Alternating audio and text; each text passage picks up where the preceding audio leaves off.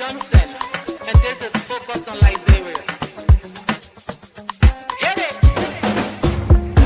From Cape Mount to Cape Palmer, Mount Nimba to Atlantic Ocean, Obomi Hills to Boakai, to educate, elevate, and promote.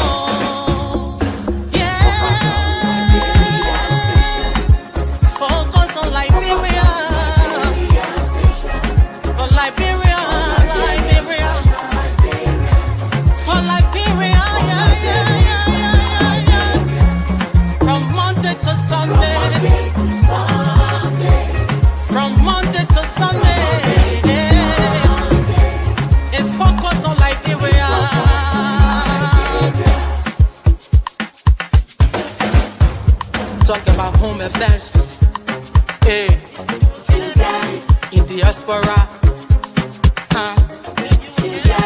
current affairs, hey, reliable information, history, talking about culture, hey, politics, education, entertainment, business, sports, advertisement, articulation. Focus on Liberia. Focus on Liberia. Focus on Liberia. From Monday to Sunday.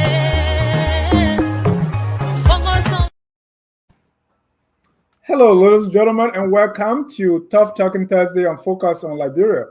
My name is Dennis Jar, and we are broadcasting from Atlanta, Georgia. In tonight's edition, we're going to be discussing the suspension of the NEC boss, the suspension being lifted. President Boakai has lifted the suspension of NEC boss Deviator Brown Lasana.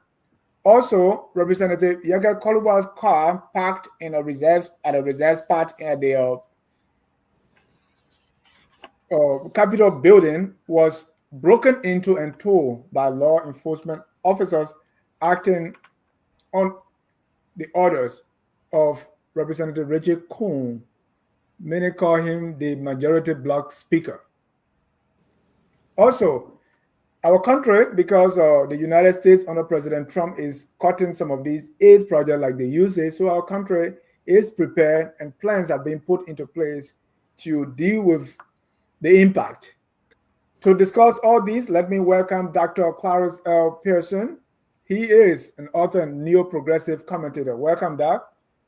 Thank you, Mr. Jar, for having me. It's a pleasure being on tonight. I want to say hi to my fellow panelists and to our many viewers and listeners out there. It's a pleasure, and I look forward to a beautiful show tonight. Thank you. Let me also welcome Father Elijah Washington. He was on sabbatical, and he's back. Welcome, sir. Thank you, Dennis. It's an honor. I'm glad to be back having a sabbatical, and I'm glad to be on the show and be contribute to the discourse that we're about to discuss today. Thank you. Let me also welcome FOL political analyst, Mr. J. Victor Nambe. Welcome, sir. Thank you, Dennis. Good to be here. Thank you. Last and definitely not the least is someone making his debut on Focus on Liberia tonight, Dr. Jones Octavius Mali.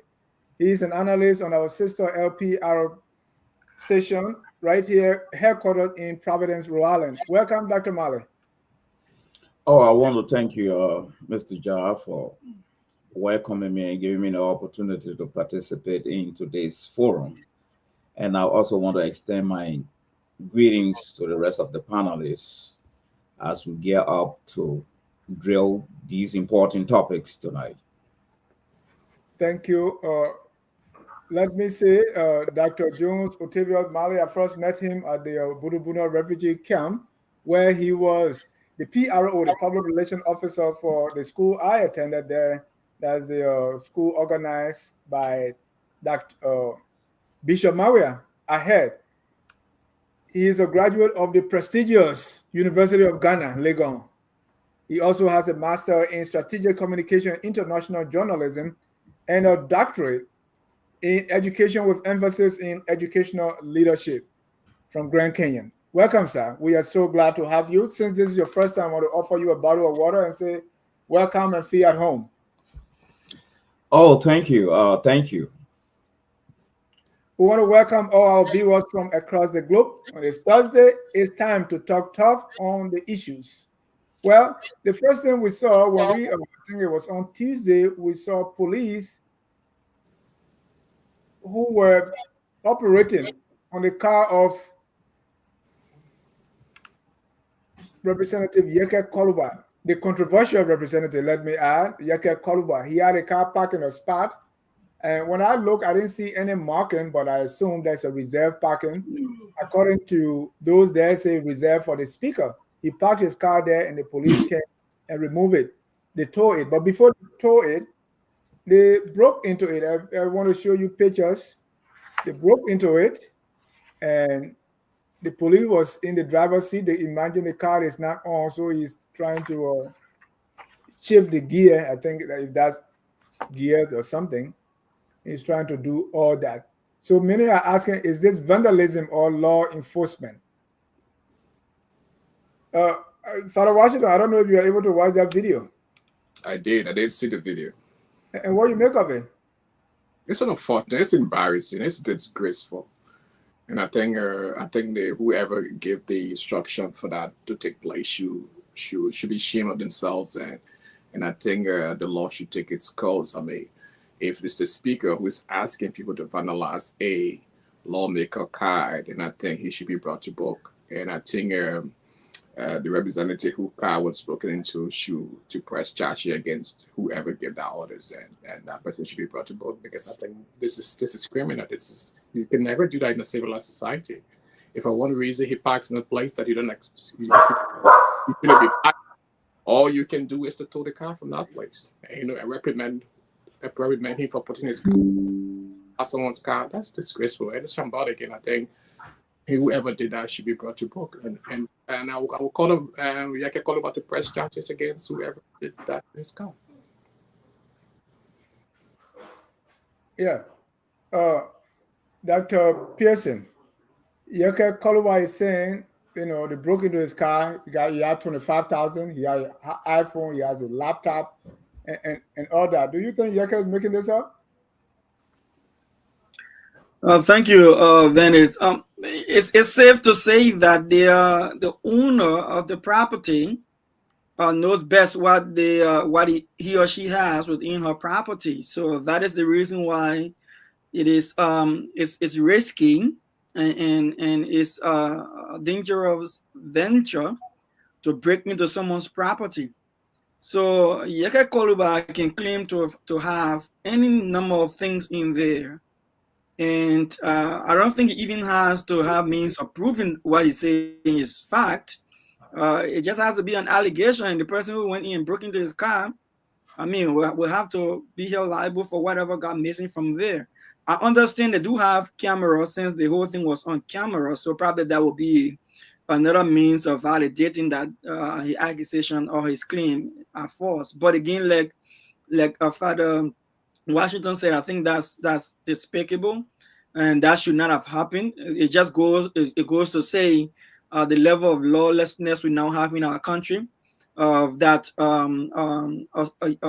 a speaker who is not even a legitimate speaker thinks he has so much power that he can order people to break into someone else's property without seeking redress through the law or whatever other means that they may have there. Like Father Washington said, you could just tow the vehicle out of there. All right, but they didn't do that, and they end up doing it in the end. It's like, where was the thinking faculty? Like, you could have done what you did in the end from the beginning.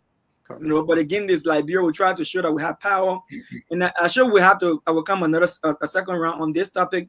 I too, when I was in Liberia, I was famous for intervening with private citizens when it comes to the police in any kind of situation, and we have to put a stop to them. I got some very famous stories. My personal experience being in Liberia with that.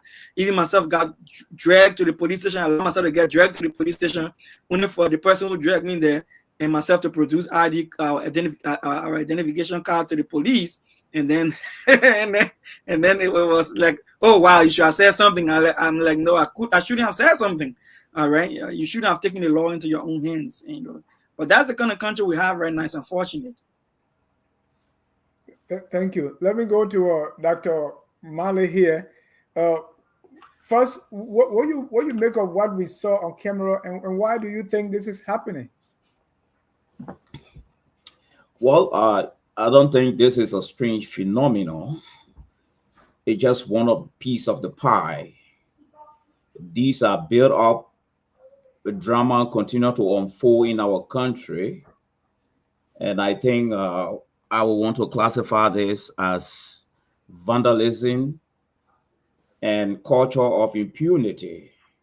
I don't have all the information associated with this. I don't know who gave the authorization, but we claim to be running or upholding good governance. And if we want to be upholding good governance and we are not respecting rule of law and channel, then there's a problem. So the question now is where the authority came from for that to be executed. I think it's what matters. Mr. Nambe, the police came, right? And normally the police should be operating on a standing order. First of all, when they were posted at the Capitol building, what do you think the IG Gregory Coleman told them? Is there a mission, or do you think they are acting, on their own orders? Well, I mean, it appears from the events of things that transpired after the incident, it appears that these two officers had gone rogue. They had deviated from instructions because I read somewhere I think they have been recalled, and I think they have been investigated for their action at the Capitol building. But if I may add to what my colleagues are saying, I really believe there's a lot of questions that are raising out of this incident. First of all, this gentleman who is aspiring or who is portraying himself to be a speaker, I think it really calls his judgment into question. First of all, I believe Dr. Pearson indicated that eventually the car had to be towed away. Why didn't they tow it away in the first place? What was the whole point of drilling into the car before towing it away? If it was not anything other than a power play, a projection of power, all right? And now Representative Kolubah is claiming that there were valuables in there, and I hope this gentleman is made to pay. I mean, obviously, he's going to dip his hands into our coffers and pay whatever it is that he'll be charged to pay. But yeah, why didn't he bring a tow truck to tow the car away? Then two, what is this whole concept of entitlement? This is my spot. You can't park here. From my understanding, this spot was never designated for any specific person. I understand it is a spot that is used for convenience by all the legislators. I listened to some of them, and they were saying, sometimes when you come into the building and it's raining, you'll pull in over there and get down, and then your driver will go and park the car, even though, of course, you can leave his car in there. But the spot, I understand, is not specifically designated for the speaker. Why he thought he was entitled to this spot, and therefore, another representative's car had to be drilled into and eventually removed. That's a lot of questions.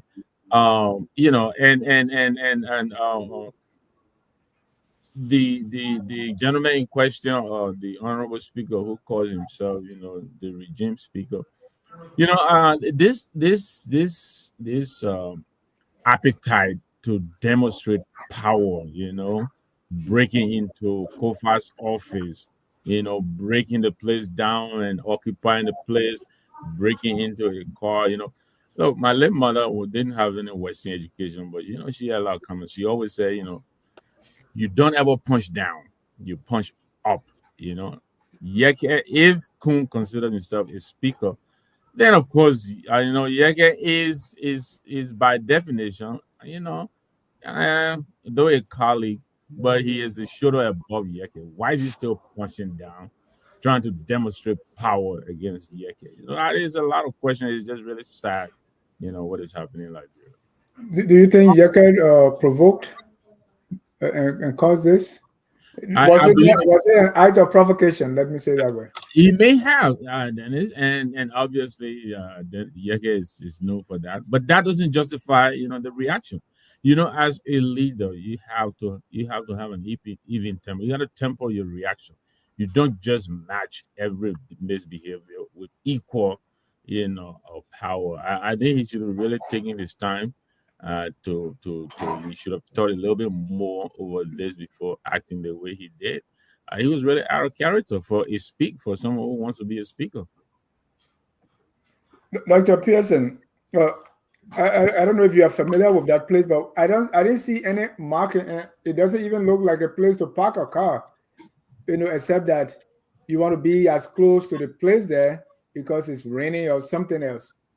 So I don't know what went into that, but as I remember, Yeke did it before when it was time when Buffer Chambers, and Buffer did not break into it. So what is this thing with Yeke and this particular spot? So I think that to answer your question, quite frankly, for the number of years, and I was born and grew up in Liberia. I only just left for this long since 2014. And for all of the years I spent in Liberia and went to that Capitol building, that identical area that we're talking about, the same thing for the Senate wing, that is not an official parking spot. It's like Yeke them claim it's a place of convenience where you can drop off and go into the building. But again, in Liberia, there's this unofficial display of power in unconventional ways, that when you have power, you believe that you need to be treated with some extra respect. I've seen lawmakers in this country, Dennis, who, if they didn't tell you at some point that they were lawmakers, you pass by them and not even have a second thought. But in Liberia, when the man is considered lawmaker, the man feels he has the power, that even if he parks his car in the regular public space and someone came and brushed against it, he has the power to give instruction for you to be flogged. And we've had similar situations across Liberia like that, to the extent that lawmakers have ordered the flogging of another lawmaker before in Liberia. And I'm using the word flogging because that's what our Liberian people understand and what they know. So, and they know they've done it to each other there before. And in addition to what I want to say here is that, and so what will cause Representative Richard Kuhn to behave the way he behaved, I guess, is tying in with the impasse at the legislature, where there is this demonstration of control between the so-called majority black and the minority black. So one party wants to show that they are in control of the building. Don't forget, Speaker Kuhn, Representative Kuhn is on record for giving instructions in other videos that those that he has suspended, those other lawmakers that he has suspended, should not be seen around the Capitol, otherwise they will be removed by force. We've seen him, like Nangwe said, they've given instruction through James Colette, the current guy on the Committee for Rule and Order, bust down the door of a speaker. Even in the very Capitol building that got burned, everybody was sentimental about it, saying that it was an unconventional thing to ever have happened in Liberia, and was President Boakai came up on the news media and just said it was hooliganism. And now there are people going there, busting doors. We see the police not taking any action or calling people for questioning. It's a norm now in Liberia. Anyone can do what they please. So I think, that Mr. Nangwe said, I think he should have just addressed this in a more mature manner. He could have taken the phone and called his fellow lawmaker and say, listen, I think you parked the way I would normally park. But I close by saying this, Dennis, himself, if he's parked there, is wrongly parking there, because that was Fonati's spot, if there's anything to say. Fonati's still the speaker. And he even using Fonati's license plate and driving a vehicle that is in cash value should be that of Fonati Kofa. So give and take, I mean, just a whole bunch of lawlessness in our country right now. Dr. Malo, you said, this is just a continuation of the impasse. Where is this going? Where do you think this will all end? Because we saw what happened before. We saw the burning of the Capitol building. We saw Fonati Kofa's office being broken into. Now this one. And in all this, we often hear, hey, is the House should settle this politically, but inviting the executive branch, law enforcement officer, that's no longer political, right? Where is this all going, and where you think it's going to end?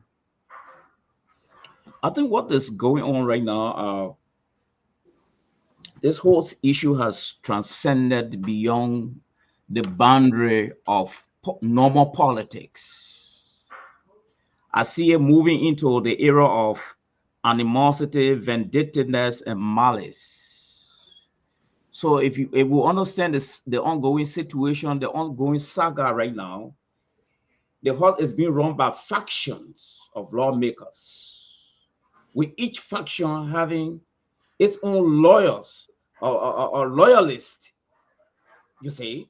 So what I'm seeing now is no longer the issue of normal politicking as we have observed and seen other places. What's happening now is the issue of malice, animosity that permeating the rank and file of the House representation. But the question now is, does it augurs well for a government? The answer is no. As fellow panelists said, there are many ways the issue would have been resolved. But it seems to be power is taking precedent over law and order and decency in the House. And in the events where law and order is absent, vandalism and the cultural impunity quickly occupy the space. So this is what we're witnessing right now, you see. But the question now is, where did the authority come from? Did it come from Speaker Kuhn? I haven't read this in the paper yet. Even if Speaker Kuhn came out to say, okay, police director, there's a strange car parking in my space or in a space I want to remove, I'm sure the police director will do due diligence to find out whose car is this, where did it come from, can we identify the source? For instance, you went to the police station and parked your car into the director's space, they're going to make an announcement in our building, whose car is this, and we give them 1 hour or 30 minutes to be removed, or else we're going to tow it. But what's happening in the House now is no longer normal politics, a vindictiveness. You see, the House has settled down now. The House has been factionalized. This is what's going on now. It doesn't augur well for us as a nation. Thank you. Let me welcome Mr. Ahmed Salif. He is FOL Governance Advisor, and he's the president of Liberal Governance and Justice Initiative. Mr. Salif, welcome to the show, and we are discussing Yega Kolubah's car. What you saw there, was it law enforcement or vandalism, and why is that happening? Thank you, Dennis. I'm happy to be here to join this gentleman here in this discussion. I don't know. I mean, I have a different perspective. I think it's not really worth discussing. We should be looking at, more important, bigger issues that are affecting the country and the society. We all know that they still somewhat have not fully resolved their legislative dispute, and that they seem to be having trouble being adults. That's really what's happening. Like you're saying, it's a continuation of that. As a result, we're all here discussing that as opposed to talking about other important matters, like how can the government serve the people better? How can the legislature be effective in oversight, providing oversight and legislating and really providing legislative leadership. That's where we should be. And so this just tells you that the behavior of the individuals our people have elected to be our leaders continue to drag the country back into the abyss. So if I may, so it raises a bigger question about the legislative branch, which is the first branch of government. And what does that say? Does it bring us to the point that we need to have a discussion about the kind of legislature that we want? Do we still want to keep with this bicameral Senate legislature? Do we want part-time? Do we want, because it appears that this is not, there's no end in sight, and as you said, they are not behaving like adults.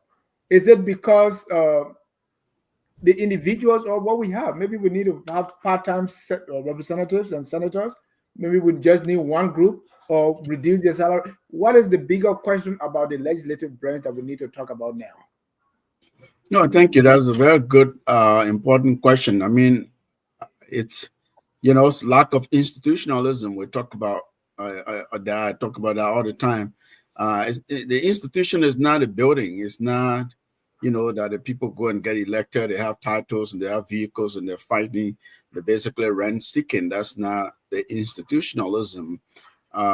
Institutionalism, like governance. Governance is not that one thing you just have to check it off, right? It's processes, it's respect for, it's rule-based orders that has been instituted to govern a people. It's processes, it's the laws, the organic law of the country, the constitution, constitutional rule and democracy.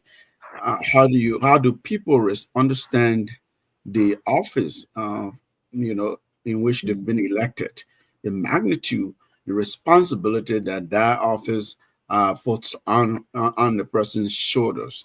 Do they fully understand it?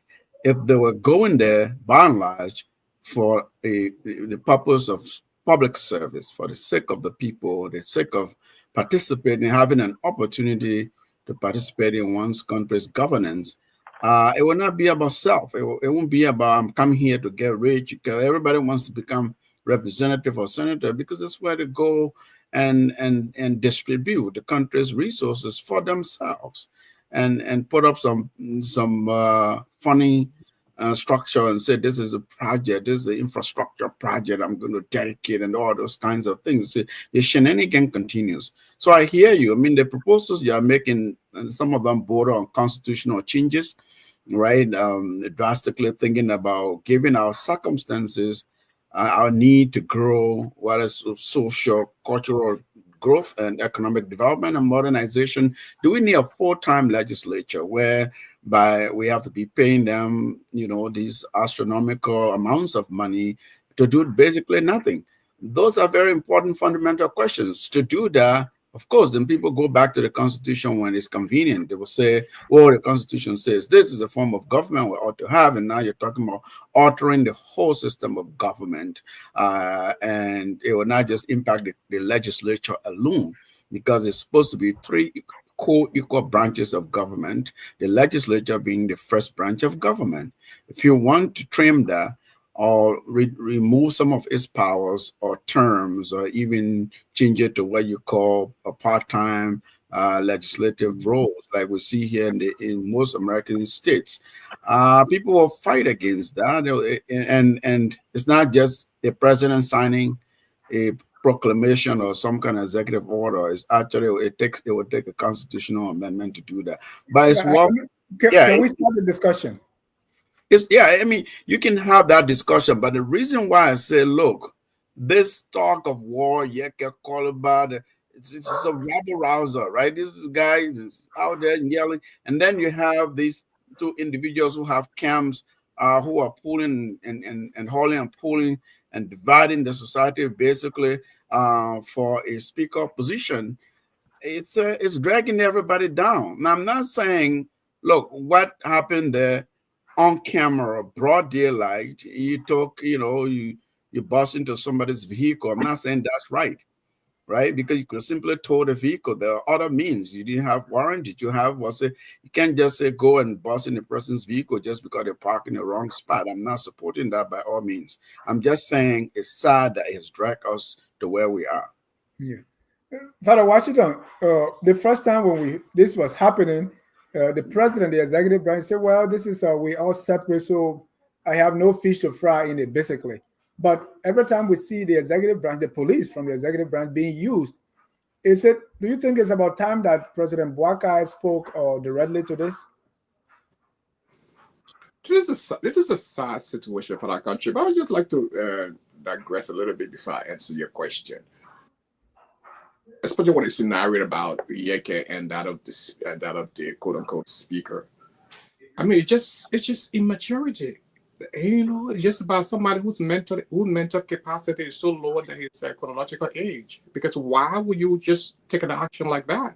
And I know Yake is a psychopath who just want to create scene, who wants some kind of relevance in the society. He does this kind of thing so that he get irrelevant. And the quote unquote speaker bought the bait. He never meted it, but like Yake did it. He said, "Okay, I'm going to show my power." So he showed immaturity, and that's where I think and the reason why all these things happening, I don't think it's because of systems and all these institutions, because we have a country that is broken, that the family system is broken. Kids who grow up and all they see is that's what they see. And they think that's the way to become somebody in life.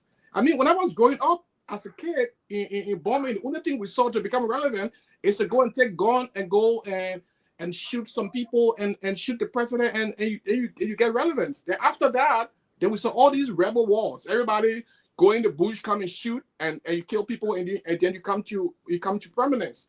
And after the war, what was the next thing? Then people started insulting. Insults become this all of the day. Then you say Akalas Gray, all these people there, Moriba Moli, when they came, all they could do just try to insult, cause people, and then you get relevant. People will start coming towards you. Now that is over. The next one now, go on political shows. Try to find little things, other people. That's the new trend. And this is the things that our kids are learning. And this is what that's the only thing they need to do to get relevant. So we see people like Rieke and all these people doing all these things.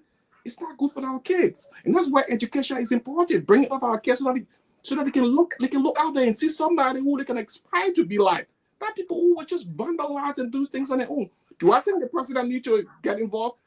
I mean, the whole thing is a pie. It's already been baked. This is what the Unity Party people already wanted in the past. They just wanted to make sure that they can get their way. And that's the way they want to get their way. Just force their way, do things the way they want to do it. And that's precisely what they do. Is the president going to get involved? He's not going to get involved because this is what he wants. This is how they want it to be done so that they can have their edge, they can have their way, they can get the way they want things to be. So, like most of us say, we're just kind of wasting our time. And I said from the beginning that this government was just going to be there was nothing fundamental that was going to change when Joseph Boakai gets into power. And that's precisely what we're seeing. And sometimes it's sad to say, but when I look at my country each and every day, I think we just curse as a people. Because why over all these years, these things keep happening? We can do the same thing over and over and over again. Nothing changes. What kind of people we are? Wow, when it comes to Liberia, our situation is just different. So for me, he's not going to do anything. Just waste the time. He's not going to do anything. He's just going to just follow and just do it the way he wants it to be done. Victor, believing that we are not cursed, how do we resolve this issue? Someone mentioned this. I'm not sure if it is not Father Washington. Look, I have maintained throughout the life of this crisis. First of all, this is an artificial crisis.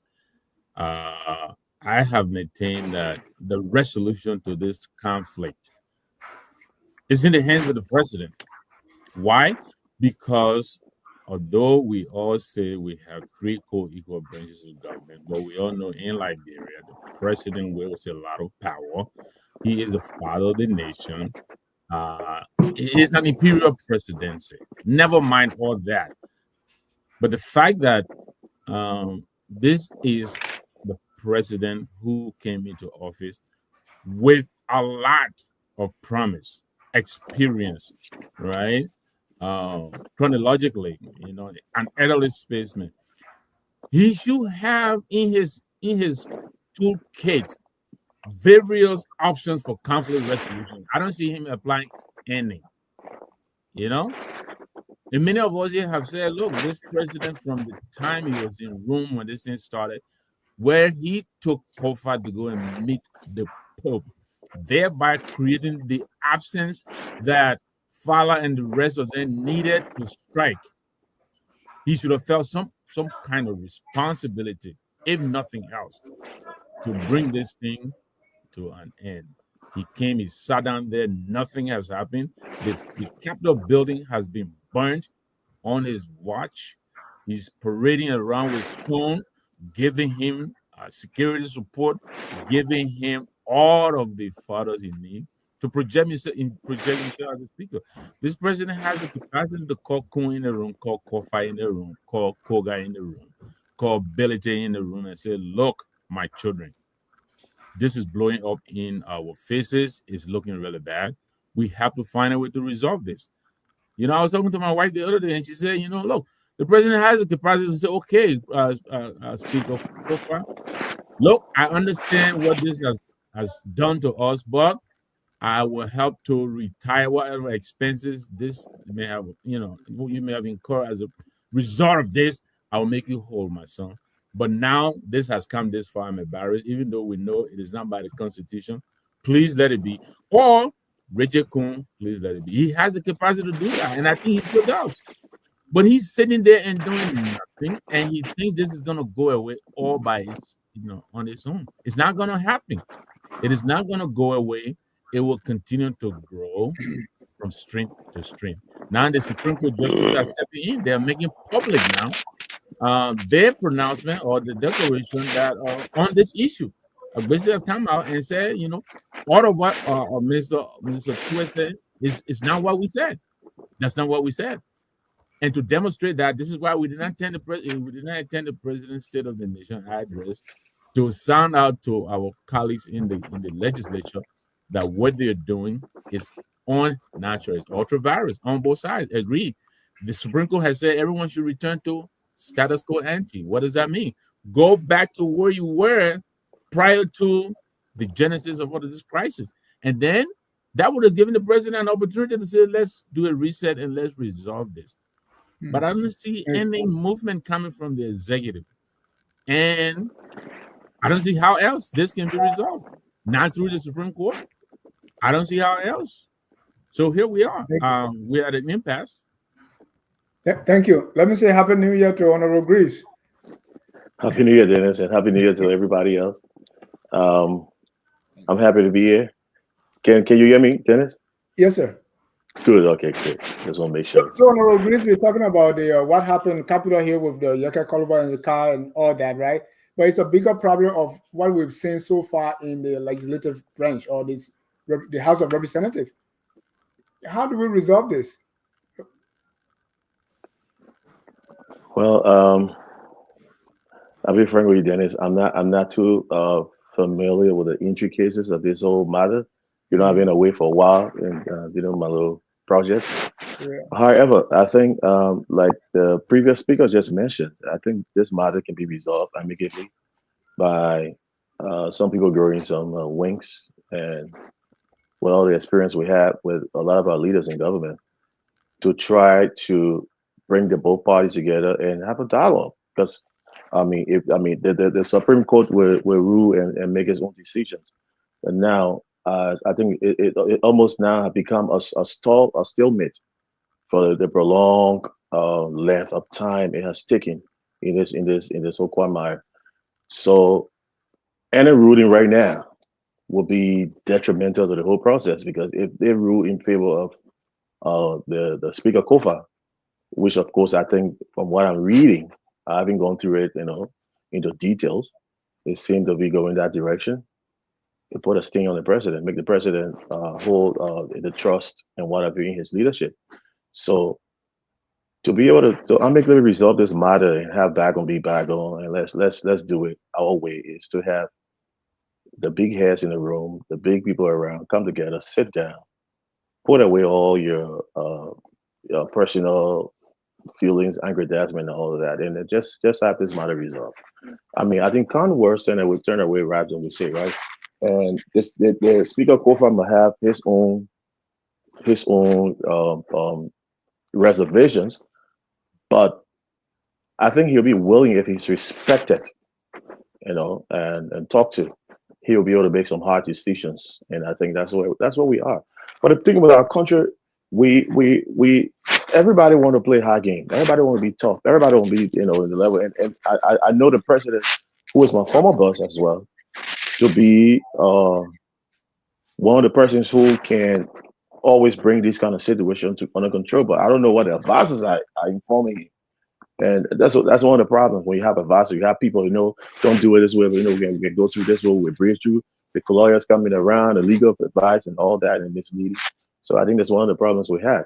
But with the situation with Yage Kolubah's vehicles, I think that was unnecessary because in the kind of political situation, especially when it has to do a separate branch of government, the legislature, police should be very, very mindful how they involve themselves within there, because the legislators have sets of policies and rules that every member should follow. Now, yes, it's the speaker, but don't forget they are all equal. They all represent districts.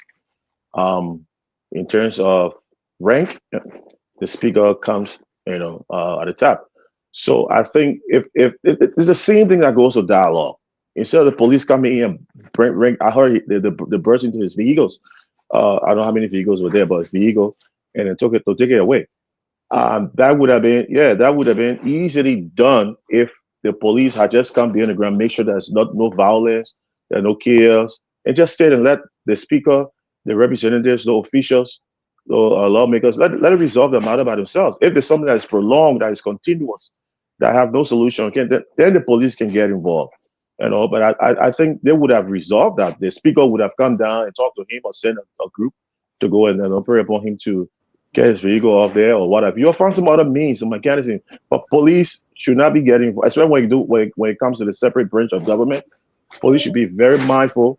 And I admire the police commissioner as well. I mean, I like his appointment. I like the way I seen the guy. I worked with him briefly when I left. I came as Consul General. But I've seen him around. I like his appointment. I like the way he carries himself. But I think he should try to do better on this whole situation. Thank you. Dr. Pearson, I want you to conclude on this one so we can move to the next topic. Is many say, the president is sitting on his hand. I mean, what about the people? The people have power. What are we trying to do as a people?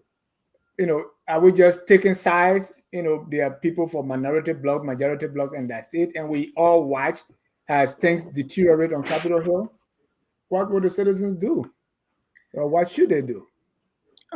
Dennis, the thing here is that there's not much the citizens can do outside of their constitutional rights to vote people that they believe are responsible enough to go in there and represent them or to serve them as their leaders. Is it nothing else? Having said that, and we all know what the path to peaceful protest will be from what we saw before the burning of the Capitol. But no, let me say this quite frankly, and people tend to get offended of me when I say this. This problem at the legislature with the House of Representatives will not happen if President Boakai does not want it to happen. If the president does not want that conflict will go away. Second, if the president is playing the politics to get power, he should understand. I hope any of them listen to me. He should understand the other guys are condoning it because once they sit in a position of power to serve the president, it is an opportunity for them to get rich as well. It is a cash cow, as we call it. People want to go there not because they want to serve the Liberian, but they want the power and to earn the money. So if you leave Richard Kuhn struggling for that title, he doesn't care if that Capitol building gets burned. He doesn't care if it broke down for Nadi Kofa's office door. He doesn't care if he drilled somebody's vehicle. He gets the power. He gets the money. He built his new compounds. He built new houses. He buys new cars. He got a new girlfriends. And that's it. Now, President Boakai can stop this thing tomorrow. And let me tell you how, Dennis. If President Boakai does not want this thing to happen, the diagnosis here that the problem is simple. President Boakai can stop the misuse of the national security forces that are protecting those who are illegally trying to usurp the entire House of Representatives. If they did not have the security forces protecting them, there will be no budget passed behind the doors of armed men.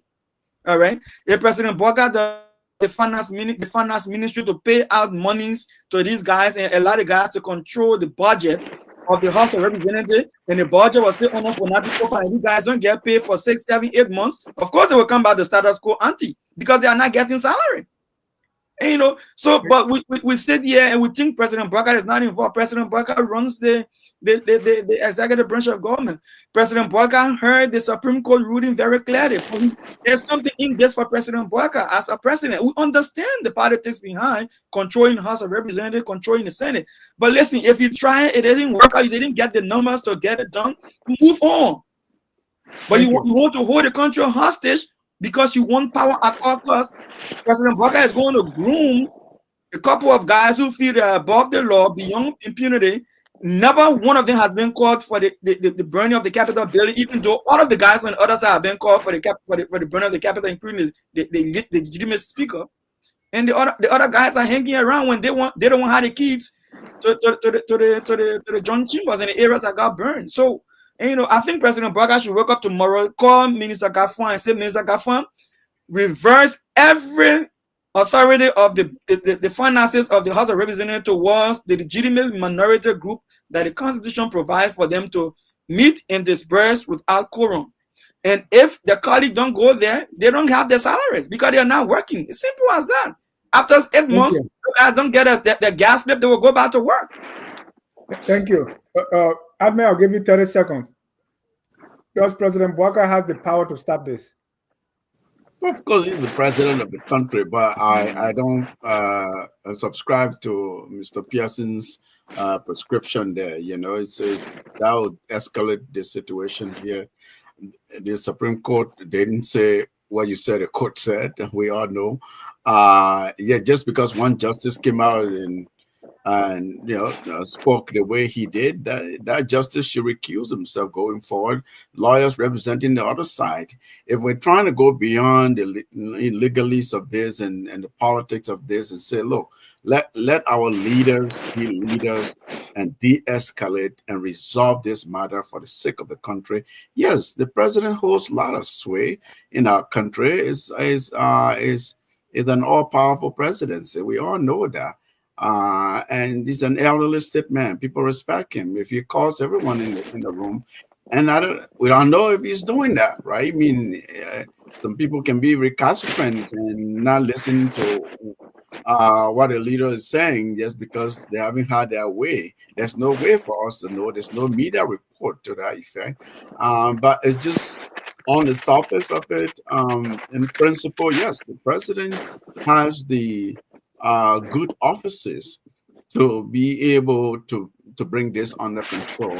But then he has legal advisors who will be saying, okay, anything you do, Mr. President, you're setting precedent, and it will be the executive branch interfering or getting involved in a way that could be interpreted otherwise, that could impact other areas of governance, of the legality of things. So we don't know if he's asking questions and the lawyers are telling him if you do that, and it's like the executive branch is twisting arms here, and you know, in a way, is the executive branch not doing that by the action of the police? The action of the police, that was a good point Council Greaves brought up, because the police is part of the executive branch of government. The police's job there is to enforce the law.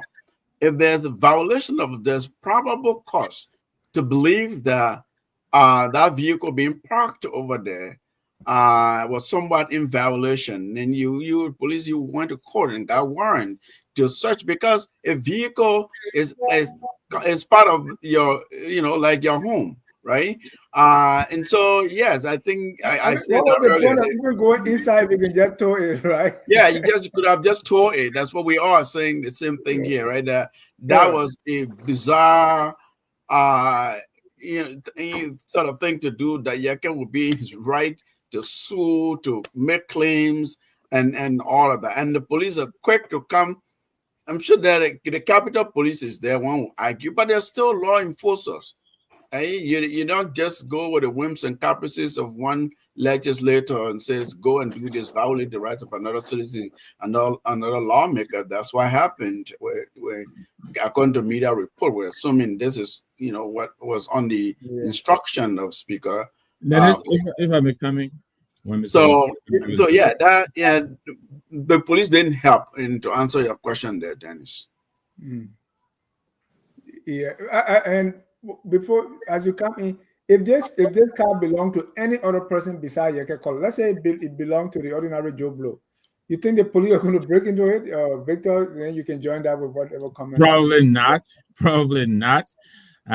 We all know Yeke and how he gets under people's skin. He probably wouldn't have done so. But to Mr. Selly's point, look, I don't debate with him on the fact that the president may be working behind the scenes. That is possible. But the outward activities of this government do not suggest that. The president removed coal-fired security and increased coal security. Yeah. The police is a part of the executive. The president took the budget and gave it to Combs. The president took Combs and put him in the pocket and took him to Ghana.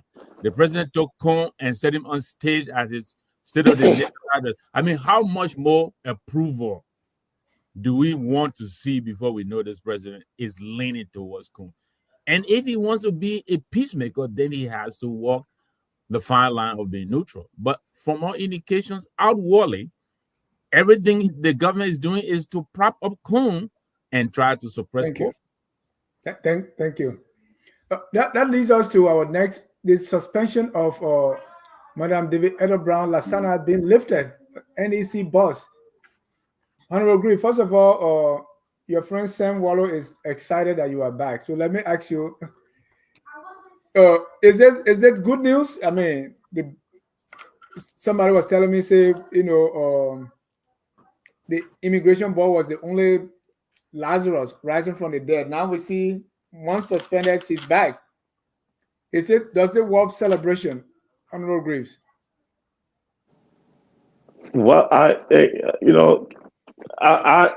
and you guys forgive me tonight because a lot of these topics I have not really been following. So just from my own perspective and own approach and what I've been from experience and what I would try to make one or two points here. Let me read this. I want to tell Sam Willow, I'm happy to be back and I miss you. And I miss my man Salif. I saw him in New York, and he disappeared from me, and I never saw him. I told Dennis that I saw Mr. Greaves in New York. He was very magnanimous towards me. He's a very tall guy. It's very impressive. Yeah. It was nice. It was nice seeing you. Yeah, but however, you see, these are some of the issues that some of the problems we bring into ourselves, and we inherit these problems, and then we wonder why the opposition and other group, because if don't get me wrong, if I'm sitting before President Boakai, like the same as Madam Sirleaf, President Sirleaf, the former president, I always spoke my mind. I always told them what I felt about certain situations, social, political, or economic. All these kind of things, you got to be very careful when you're dealing with elections commission. I think it's an independent body now, right? In Liberia, I think we passed that. The president want to be very mindful how he deals with any crisis or fracas concerning that body, because it tend to get misinterpreted in many different ways, and for some good reasons, some bad reasons as well. So as a president, you want be. I mean, I don't know why she was suspended or he was suspended, and I think it's a good thing to live that suspension and have them back to work, and take them off that fear of being molested or being controlled or intimidated. Because now with this action, you have elections coming, and then the next thing they're going to be thinking, oh, if I don't work in the interest of this group or this particular political party, or whatever, I'll be in problems. And we all see what's been happening around. We all see what some of the things have been revealed to us. So I would advise that, and like I said, I mean, I hold no bars. I work with him. I work with the former president Sirleaf, and I also work with him because he was vice president, and we're very close. But I want to say this all clear. Yeah, that's not a good. The optics of it is not good. It's not one I want you to be venturing into. Thank you, Dr. Malley. They said the decision was reached following a high-level meeting Wednesday, February 18, at the Executive Mansion attended by the NEC Board of Commissioners, the ECOWAS ambassador to Liberia, and senior official of the Ministry of State for Presidential Affairs. Does it appear that President Boakai did this and the ECOWAS came in and say, Papa, you can be doing this? Well, thank you, Mr. Jha. Before I move to that topic, I just want to retrospect a little bit on this Yaka Kolubah thing. Yaka Kolubah issue is just a piece of the pie. There are holistic list or laundry of things associated with this house. So I don't want to be in denial that we have a normal society running in Liberia. Since 1847, for that matter, we don't have a normal society. So we will not have normal representation, normal politicians making decisions in line with law and order and the Constitution.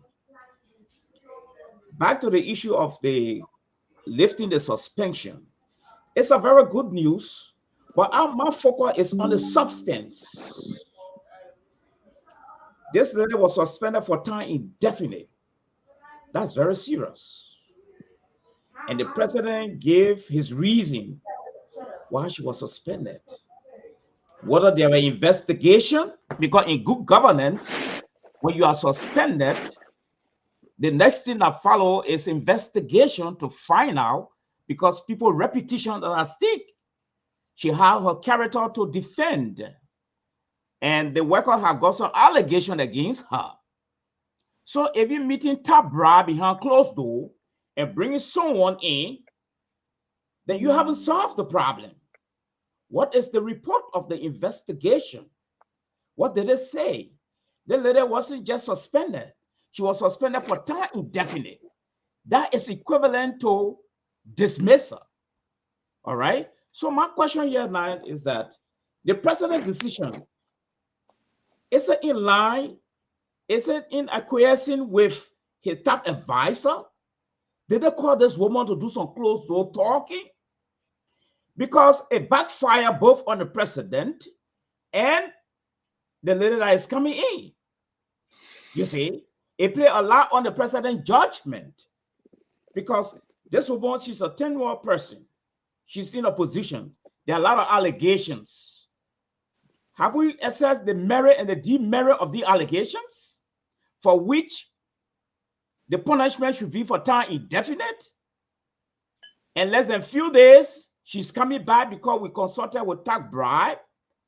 Then the issue of good government that dictates for investigation, so we clear our name. She has a personality to defend. And not just coming back. So I'm more focused on the substance.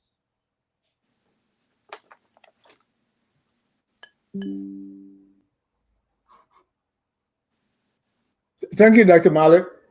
Mr. Salif, you said the reinstatement of Chairperson Lasana comes after a series of extensive discussion, non-investigation, among NEC commissioners and senior advisors to the president, leading to an agreement on enhanced cooperation among the commissioners and the reversal of dismissal actions previously taken against certain NEC employees. Mm-hmm. Does this sound like a, I don't want to say benign, does it sound like a quid pro quo in the background? No, it doesn't. Now you have to go back and look at the language when she was suspended. She wasn't suspended for misappropriating funds, for criminal wrongdoing, alleged criminal wrongdoing, or anything like that. She was suspended based upon the wrangling that they had there with the affected staff, right, who were protesting against certain decisions that she had taken, returned some money to central account. They were making demands for benefits and so forth and so on. And the allegation was she made some decisions that were not in consonance with the whole board of commissioners. And the president thought that there was a lot of chaos and confusion and infighting at the election commission, and she wasn't exercising prudent leadership in the way, in the wisdom of the president, and he decided to suspend her. And now, after that suspension, the language we're hearing for the reinstatement is that, look, we have extensive consultations with other commissioners and senior advisors of the president's presidency. So that tells me that there were a lot of conversation to understand the context of this. In addition to that, the president said, after having reinstated you, I'm going to meet with the staff who petitioned my office to try to understand their perspective here. Okay, and so the consultations continue, and shall we say? So it looks like an investigation was not necessarily necessary for this context. What was needed was to really try to de-escalate, to promote camaraderie and collaboration and good working relationship among the commissioners at the commission, between the board and staff, and to try to look into the matters and concerns of these staff. The president mandated, ordered, according to the language here, for those staff to be reinstated as well. Okay. So to me, what happened there was really conflict resolution, nothing like quid pro quo. Of course, we put our people back. We put you back. Yeah, well, I wouldn't think there was conflict. It was obvious to the public, media reported on that several times. Fracas, all kinds of things were happening there, and this is like the president said there in that statement. This is an institution. It's an integrity institution of considerable public trust and repute. So you don't want the NEC to go into disrepute when the commissioners are seen to be fighting among themselves, fighting over vehicles, moving staff from one position to the next, firing people left and right. You want to make sure that people's rights are respected and that there is decorum at this commission, because it is such an important body.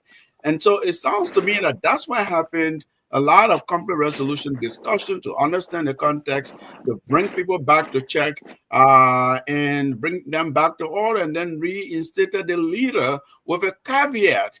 Say, look, we're watching you. You're going over there. You can't just do things willy-nilly on your own without following laid down laws and procedures and principles. If you do that, you are wreaking confusion, and that's not good for the national electoral body.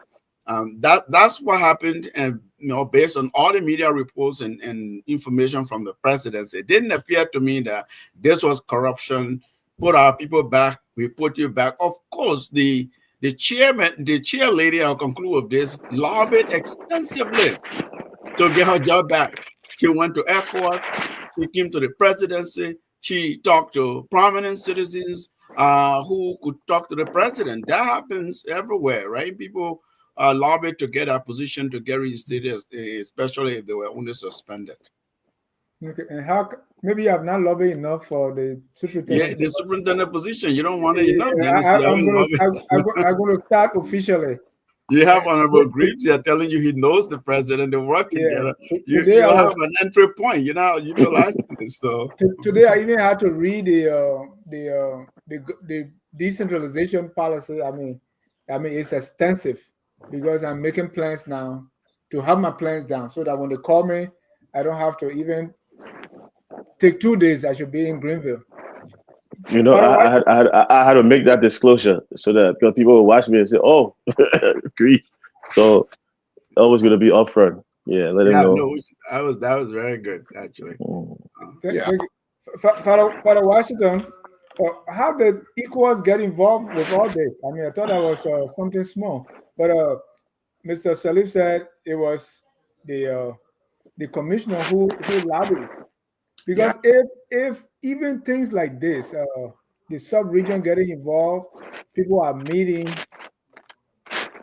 maybe it's a good thing. But to me, it's like, where is our sovereignty now, man? I think Mr. Salif is spot on. I think I like his analysis. I think he kind of what I was thinking, because when in an administrative environment where decisions have been made, and that decision does not meet the acquiescence of the board, everybody does not agree to that decision, and you try to do a risk analysis of that decision, what you do, and people are hurt, like the employees, they have their own grievances, and you listen to the that was made, was not made in a good faith, based on what you listen. When you listen to the administrator and listen to the people, and you look at the decision, you do the analysis, then you say, hey, I think there's something wrong here. And a way to solve the problem is say, okay, you are the administrator, we're going to put you on administrative leave.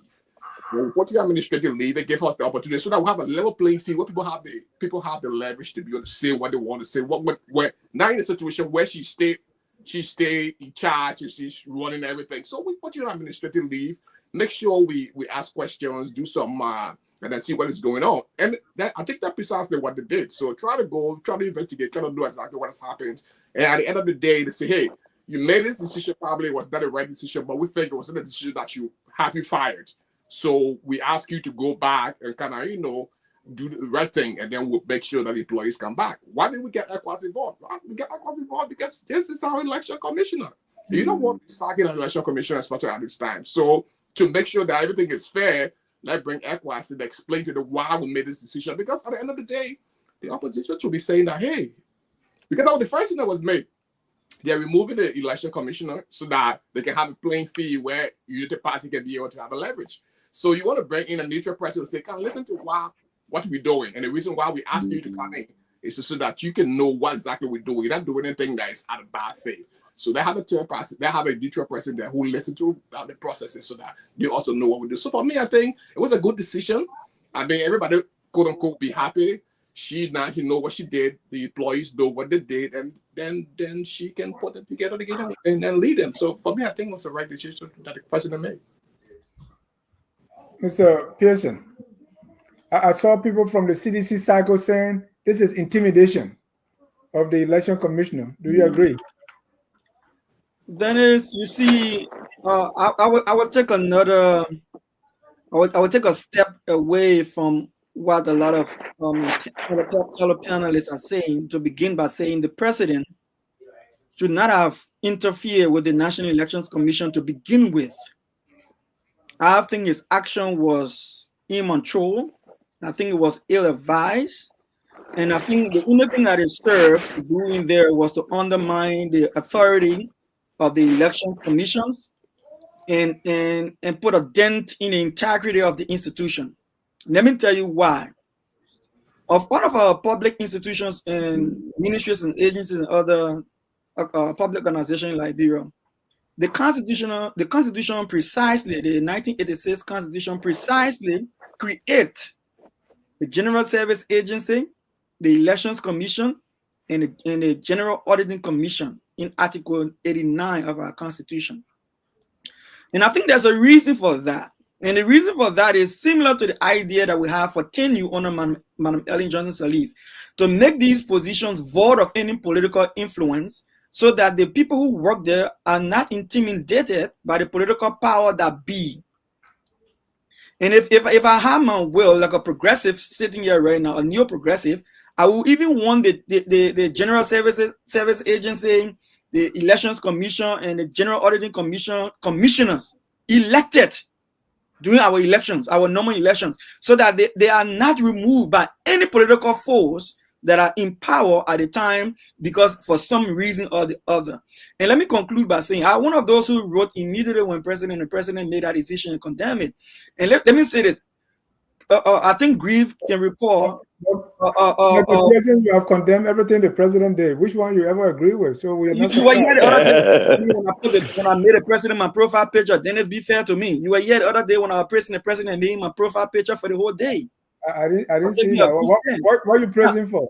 I think Mr. Grieve will agree with me that during Madam Ellen time, when Councillor Gonglo was out of the country with other government officials and Madam Sirleaf dissolved a cabinet, Gonglo decided not to return to the position, and the reason was simple. She had undermined the legitimacy of her own officials, and her collective punishment action led to Congolo feeling uncomfortable. He said, Madam President, you have to clarify why you took the decision you took, because now all of us are within the web that you accuse us of and carry on the executive decision against. So how can the president come and dismiss or suspend this lady and then come back and reinstate her? And then like Dr. Amari said, we are clarifying the very investigation you want to. If you wanted to have done an investigation, you should have done all of that and have a good cause. And if it is me and I have the power to do that, I dismiss you. I dismiss you. I won't bring you back. What makes her think that she's gonna work alone for years when she goes back after all of what we've already said has happened? She's lost confidence. She's lost it. She has lost integrity for PS. She's lost it. If I have the power, I dismiss her. I won't bring her back. Right now, if I'll close by saying this, if President Boakai and Madam Brown Lasana come into any tension in the future for any electoral reason, their situation will be referred to as the premise upon which she's being targeted. And that it may be a false premise, but that will be the premise for any further conflict between the presidency and any elections in the country. I will rest on that, please. Mr. Namwe, President Boakai and 10 officials, the story is not new. And those that were suspended or, they didn't come back. Madam Brown Lasana had come back. Would that make her to walk on eggshells going forward? Or you think she still gets she's still going to be independent and do her work as, to the best of her ability? Well, no, I think this most marks of intimidation and an attempt to subdue her. First of all, yes, she's tenure. I think the Supreme Court has indicated suspension is equal to removal. So the president, look, the cardinal reason for which this president suspended Ms. Brown was that because of aggrieved workers who had come out to protest. He has not even met the aggrieved workers yet. The release that was put out yesterday when she was reinstated, it is said he hopes to meet them in the future. How? So what kind of investigation did he do to bring her back? And then in the release that was reinstating her, right in that release, I believe Mr. Green talks about the optics of it all. In the very release, he mentions the upcoming elections in Nimba. To me, these are subliminal messages. They're trying to tell her that we got our eyes on you on this coming elections. You better behave. We can suspend you. We can remove you if we want. So I think all of this really is just part of the whole problem with the way this government is behaving. This is an integrity institution. The president has absolutely no right to mess around with it. He doesn't. That's why she's tenured. There are ways to resolve disagreements at the Elections Commission. So all of what is happening, now ECOWAS involvement, I don't think we should take lightly the involvement of ECOWAS in this. I believe this is an attempt to tell this president that, look, you have laws in this country. Try to abide by your own laws. Most of this stuff is out of the law. It's outside of the law. She's tenured.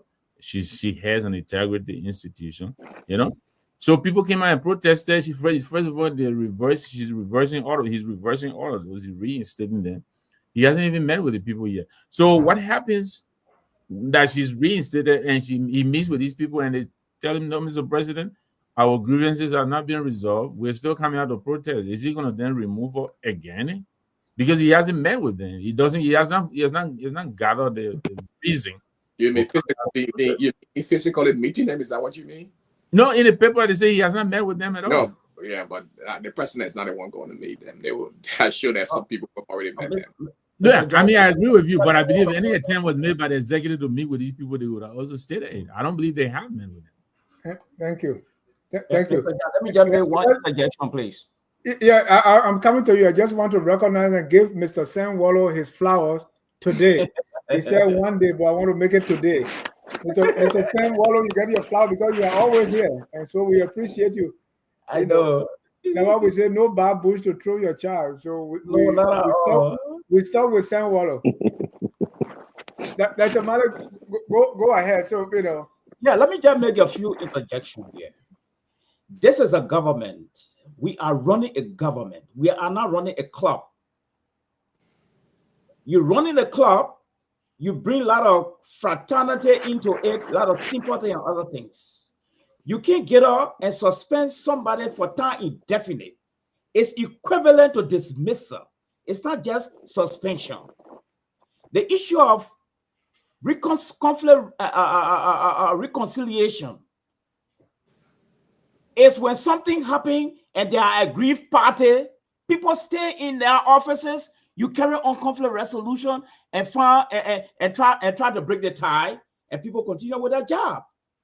This woman was suspended for time indefinite. That's a strong language for us to say, okay, involve conflict resolution, so we settle it. So what do you think should have happened? Yeah, and besides that, as Lambert said, this is an integrated institution. You don't just go play around it just like that. Yeah. So what do you suggest should have happened before the reinstatement? In the first place, the issue that His Excellency listed here, people are aggrieved. Investigate the matter, despite all the connection around. Investigate the matter. This administration is clear. Investigate the matter. Come up with your findings that indeed the aggrieved worker, they are lying, and what the woman did, it wasn't true. Tell the Liberian people something. We just came from the horse issue by saying that why is it that the president can't intervene? Or the president is a statesman. Why he can't throw his eye in some of these things? Why? Then let the horse go and settle its own problem through reconciliation and understanding. We don't need to call the president to go there. But what the president had taken a decision, a very strong decision, suspending someone for time indefinite in administration is a serious matter. It must have been a very serious matter. All right? And that is different from just suspending someone. I can suspend you. But when that portion go along with time indefinite, that must be a very serious case. It can be the next day. All right? Then you coming back and get reinstating the person because of consultation and other things. Don't you know that you should have done consultation and even calling the woman to your office to have tete-a-tete on all of the issue before jumping the gun? These are some of the symptoms of bad governance. Exactly. Thank you. And Father Washington said time indefinite could be the next day. It could be. I see some disagreement in your face there, Mr. Salif. Yeah, I mean, look, time indefinite only means when we get ready. When we get ready, we'll look into this thing. It's not going to be you are suspended for a month for a period of 1 month without pay, or you are suspended for 6 months. No, time indefinite. We do not know. Given the circumstances, look, the president suspends some people and puts specific time limit on the suspension and insists the conditions of that suspension and condition for reinstatement. In a case of Mr. Sadi, these are highly professional officers and people. You don't play with people's reputation. You don't play with people's career. You don't play with people's title like that. If you don't want to be in the position, you tell the man, you have no respect for the resign. Or tell the woman respect for the resign. You don't like that what they did to the guys with the asset declaration. We got this guy in the UN, where Louis Brown in the UN. We got other guys at the different embassy abroad. And then the name just surfaced on the international news that you've been suspended at home. What does that do to the career individual? That's what we're talking about here. This is not play thing. That was in the presidency. Look, sloppy work at the Liberia Anti-Corruption Commission. They didn't coordinate with the executive mansion. Their list wasn't synthesized. It wasn't clean. They did a lot of lackadaisical work, unprofessionalism. It was displayed. It was very sad to see that. People who had declared that the assets were listed. People who didn't even have a job were listed. People's positions were mismatched with different institutions. That is administrative. You can say the president took a decision, said, look, I've asked you to declare, the law says declare your assets.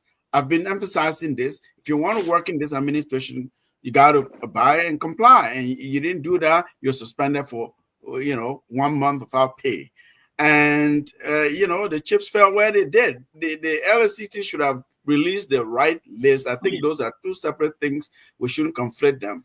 In the case of the Election Commission, though, just because someone is in a tenured position doesn't make them, and I agree that this is a sensitive political role.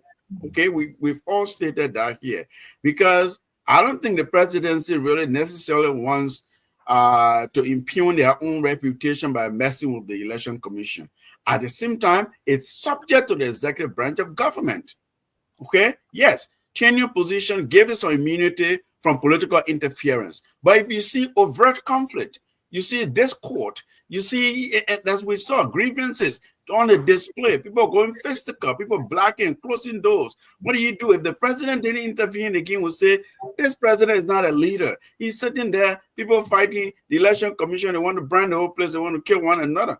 So his people must have looked into it. So look, good thing is, suspend the chair, allow administrative leave for now. Let's look into the matter. Let's look at the grievances and see if we can reconcile these people. If it's reconcilable, bring her back. If it's not, then we find an alternative means, right? I suspect that's what happened. We're not close with all the authorities other than what's been reported by the executive mansion and the media. And that's enough to give us something to conclude the way we have. Mr. Shelley, can I ask you something? If it is possible, could you play out to me how you would have resolved this perceived sloppiness between the LACC and the executive mansion in putting out this list if you were in that position as the president of the Republic of Liberia? If I were the president or the LACC, or which one? The president of the Republic of Liberia.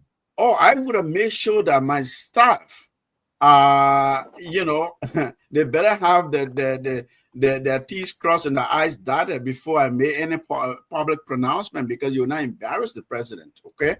Yeah. Okay. The people in the executive mansion whose job it is to release names of officials who have not declared their assets, who have declared their assets. You reconcile those lists into a single list and give the president names of people who are yet to declare their assets.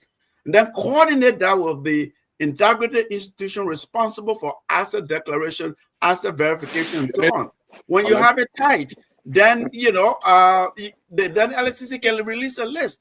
The president, on the other hand, doesn't have to wait for anyone to say, look, I've asked all of you to declare your asset. What he did was he gave an administrative statement and said, if you haven't declared your asset, you're hereby suspended for a period of 1 month without pay.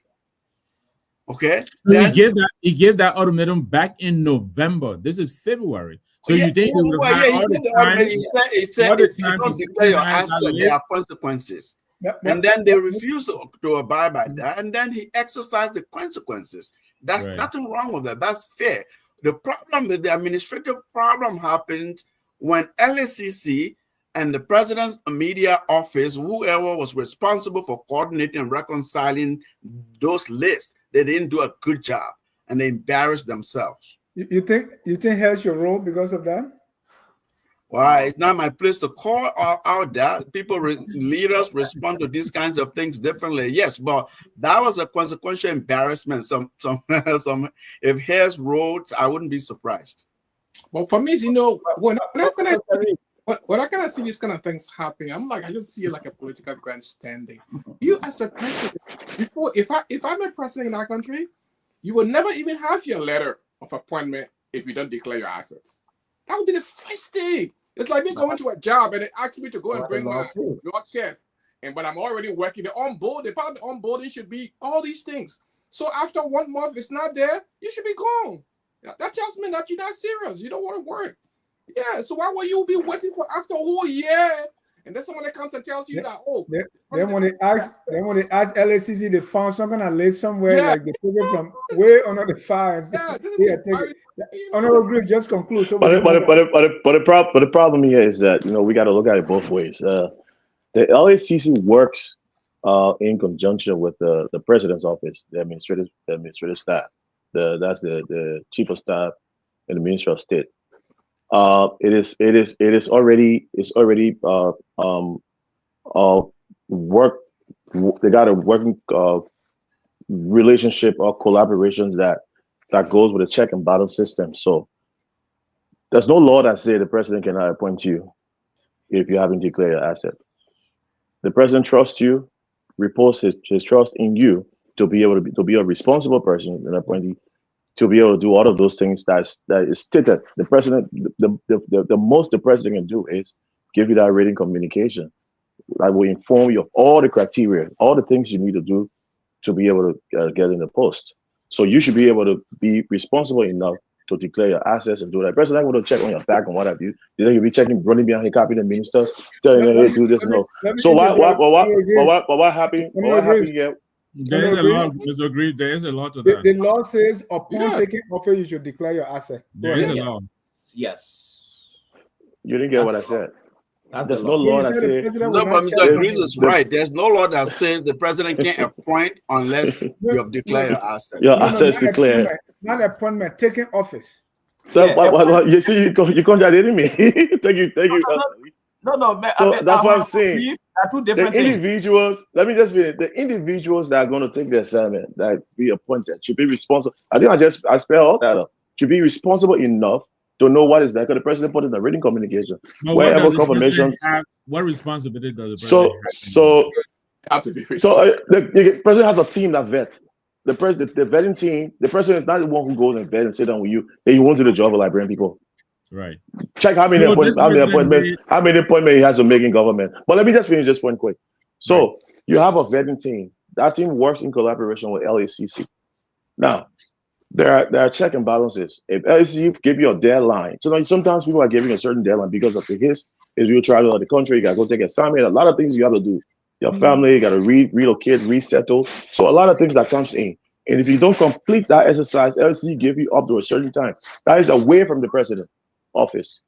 If that deadline reaches and you haven't complied fully, LC takes its action against you. That's why even with President Salib, her own son, the late LSD doesn't Salib take action. at It's the executive that takes action. CBL, they put up the list of all of those. No, they put up the list of all of those who are delinquent, and you see the late Charles Salib. Was everybody saw the president's own son? So those two, the president didn't even take sides with anybody. Now, so these things will happen. LCC will put up the list. LCC will go and the president will take action on all LCC. So that, I mean, I don't know how it's done right now, but sometimes it was just an understanding that these things will be done, that people will be made aware that this is a situation. However, Dr. Pearson, the little problem we have that we try to solve, we haven't even resolved it quite well, and we all going and brainstorming and debating. If you proposed or seek that GAC commissioners and other officers are elected officials, the problem we'll have in that country will burn that country down in less than a week. I'm telling you, because a political party, just take for example, the CDC put up the candidate, and they won the post of a GSE commissioner. Everything gonna be in the line of bias. Everybody gonna see it in the line of that political party decision. Oh, the CDC party won this seat, so that's why they are siding with this particular individual who's in government. So I think I know where you're coming from. I know you're trying to make a good point, but I don't think we should even try to even go down that route, because we haven't had a problem. The problem we have will be even greater than this one. Now on the issue of minister, the former minister Kolubah. Yeah, President said he had. Let us not go to that issue. Because I want to clarify that suspension thing. Anyway, let's move. Yeah, let move on to our last point, which is USAID. President Trump Stop-work Order on USAID. So as a result, 17 billion. That's even USAID have a lot of things that they are doing in Liberia, so they're not going to do them anymore, perhaps. So that's going to affect a lot of things. Besides, there's also 17 million going to Liberia, which has been stopped. So the government now, through the finance minister, said they are putting together plans to make sure that the impact is not felt that much. Some of the things they said they're going to do include increasing their domestic revenue generation, right? Accelerating their tax reform, improving efficiency in revenue collection, and cracking down on tax evasion. Dr. Mali, are you impressed? Well, it seems to be they were in my thought process But I'm not really impressed because it's like, I'm not impressed for two reasons. You see, it's a dangerous precedent for a country, let alone a whole government, to keep looking up to handout. You see, when you keep looking up to handout, this is one major avenue that is even adding to corruption across Africa. Because in the first place, there are so many areas will get revenue in our country. The masses don't know, right? So now you did not do your homework, and where you're getting your hand out from now, there's a problem there, is now you want to set up to do your homework. Then this have problem with you being proactive. The government is not proactive. And I want to believe so many other things going to happen. So what the government need to do? In the first place, we need to know everything about how revenue is being generated in that country. We need to know everything. The LRA. No, it's not only the LRA. What is coming from the mining conception? Do you know? Okay. Do we know what we're getting as loyalties? Do we know? Do we know how much the pot is generating in Bassa and in Freeport? Do we know? Do we know how much LPRC generate for the government? Do we know these things? Mm-hmm. All right. So our government knows in principle. I mean, it's not a question of government knowing. Yeah, now the government is crying foul because you are relying heavily on handout. And when you rely heavily on handout, when it is cut off, you find yourself in the box. So the austerity measure they try to put in right now is belated. So what do we do? What do we do because now? The money not coming. No, not that the money not coming. We cannot steal more than we have in Liberia. We are stealing half of the money that we have down there. We have no business even going out for handout. No, not at all. It's like when you are working in a factory or working in an office and your expenses more than your income, you are going to run into trouble. And one of the things we have in Liberia there is that we are stealing a lot. And that is affecting so many other sectors. So we look up to handout to mitigate. That's dangerous. Thank you. Right? So the action of the government is belated. And I want to thank God because we get a lot of waste in the system. Have we addressed the issue of waste? Have we addressed the issue of fraud? Are we holding people accountable through corruption? These things are not happening. That's another way. Yeah, listen, Dennis, almost all those measures that you read out as being proposed by the government are all aspirational, right? We all know this government, not only this government, the government of Liberia has always had a budget shortfall. There is no way they can ever raise the revenue in spite of all that. But what they could do, and I agree with Dr. Malley, they could begin to look inward, austerity measures. What about take a scalpel to all these fat salaries and benefits? You know, you're giving people scratch card, you're giving them generator fuel, you're giving them gasoline for their car, you're paying their rent, and then you're paying them on top of all of that. Where does that ever happen except in LIB? No wonder we are the 8th poorest country in the world. We don't have to go out and look for money. I agree with Dr. Malley. The money is all in there. We just need to squeeze it out and take it out of the holes that we're putting it in. Buying a $45,000 car for a legislator every 3 years, right? And some of these people are there for 9 years. So you end up spending almost over $100,000 on one person just on vehicle. That's where the money is going. So the U.S. gives us around $100 to maybe $120 million annually in budgetary support, and then they're also, investing in other sectors that we know about that also impact, our livelihood, malaria control, TB control, education, agriculture. So this is going to hurt the government, and that's something they're thinking about, increased revenue collection, all of that blah.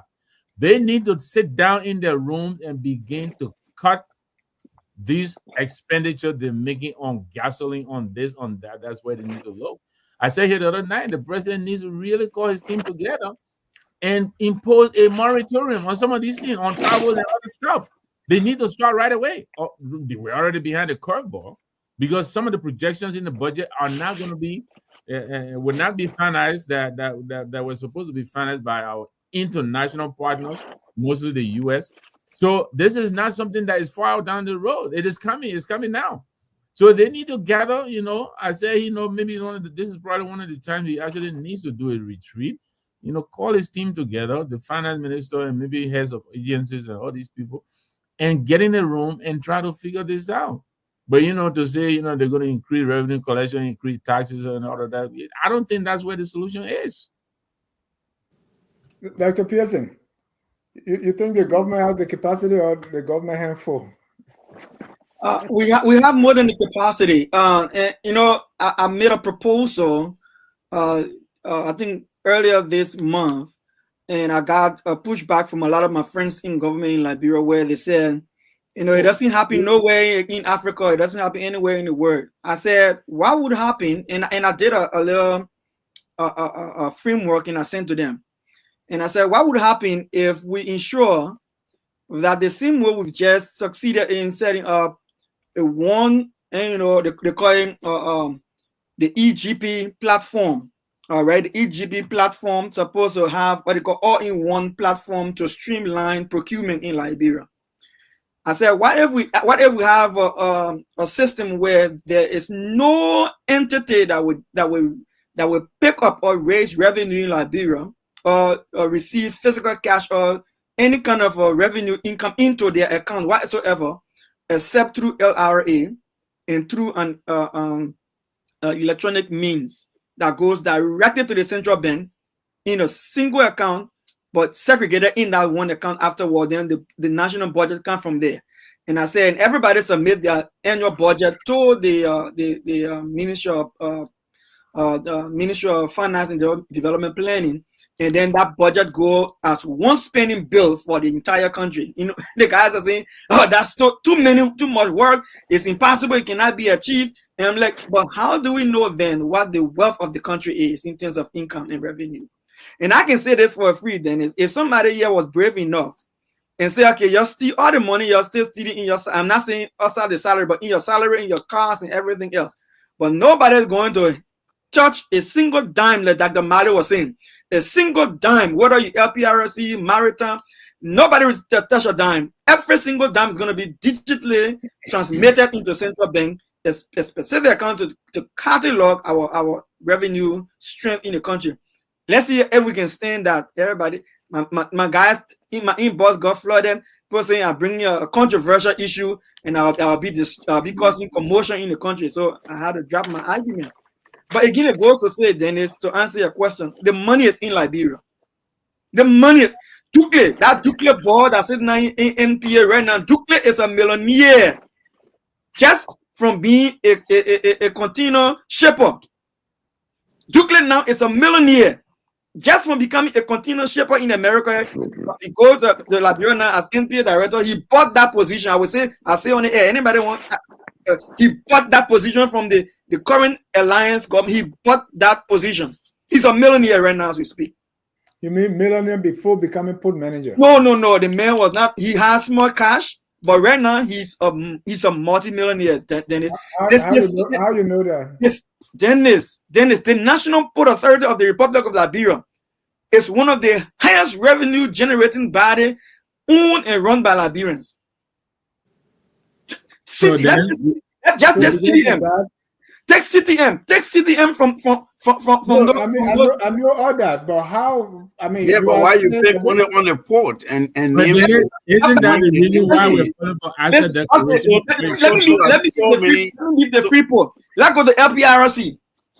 Look, Dennis, money in our country. They just that our money are playing in the hands of few individuals through patronage. The president is aware where the money is coming from. He made system in place where people were milking our country and was not going to our regular revenue. Liberia can raise more than $2 billion a year, Dennis, if all of the money went in one pot.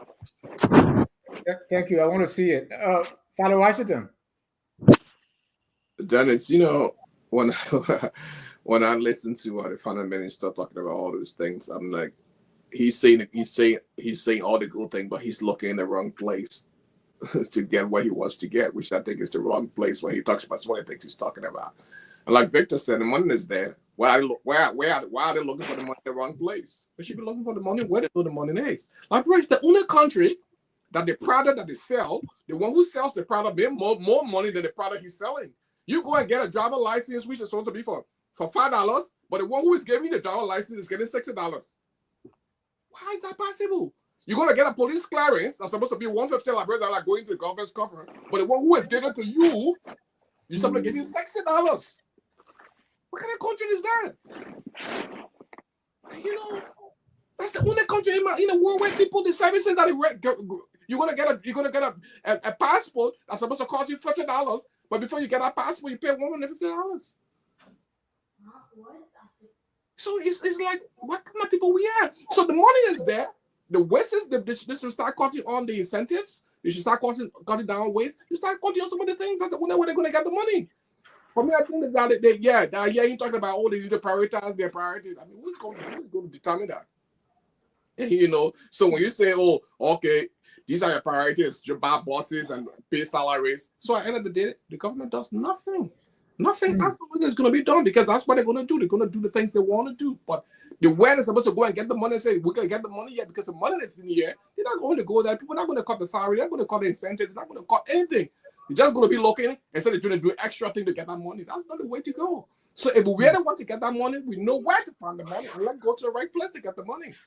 You know, but we live in a country where we the citizens who are the admins, they get more money than the services that they provide to the people. And that's what makes our country what it is.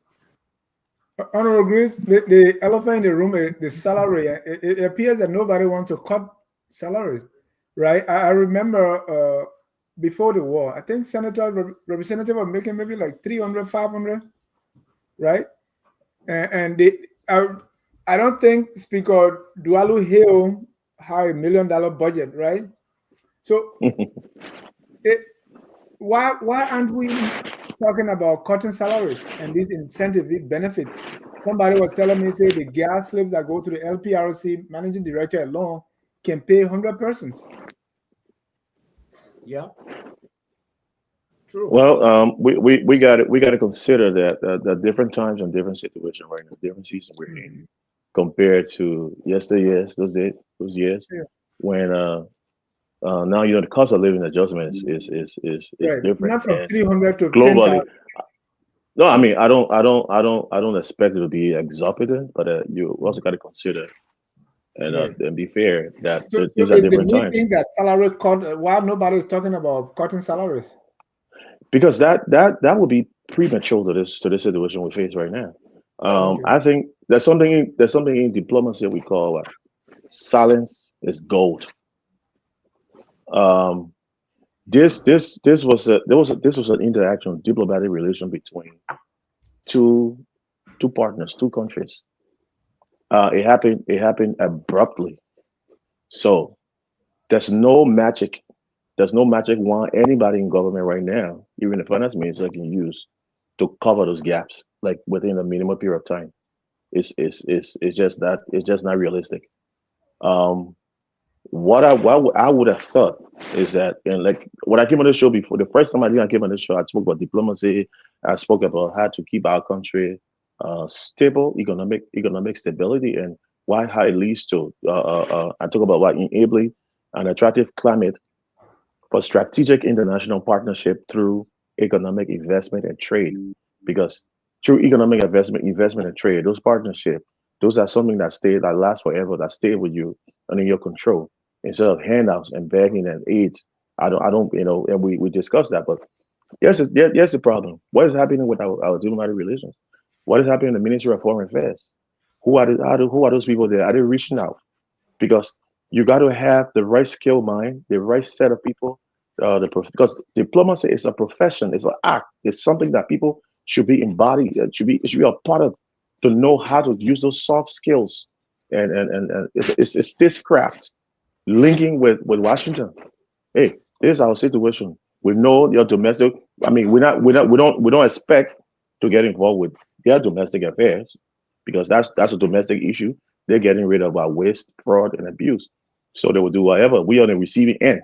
But what can we do? What are we started communication, a back door, or are we talking so that because I think it's just temporary to explain, to make them know it's not that we're begging, it's not we're depending upon you, but this is abrupt and this is our situation. We have a fragile economy, and there's so many things that will come that come before us. So I would have expected at this time a delegation, a team, soft, not in the public, not noise, no public announcement, nothing, because they haven't asked us.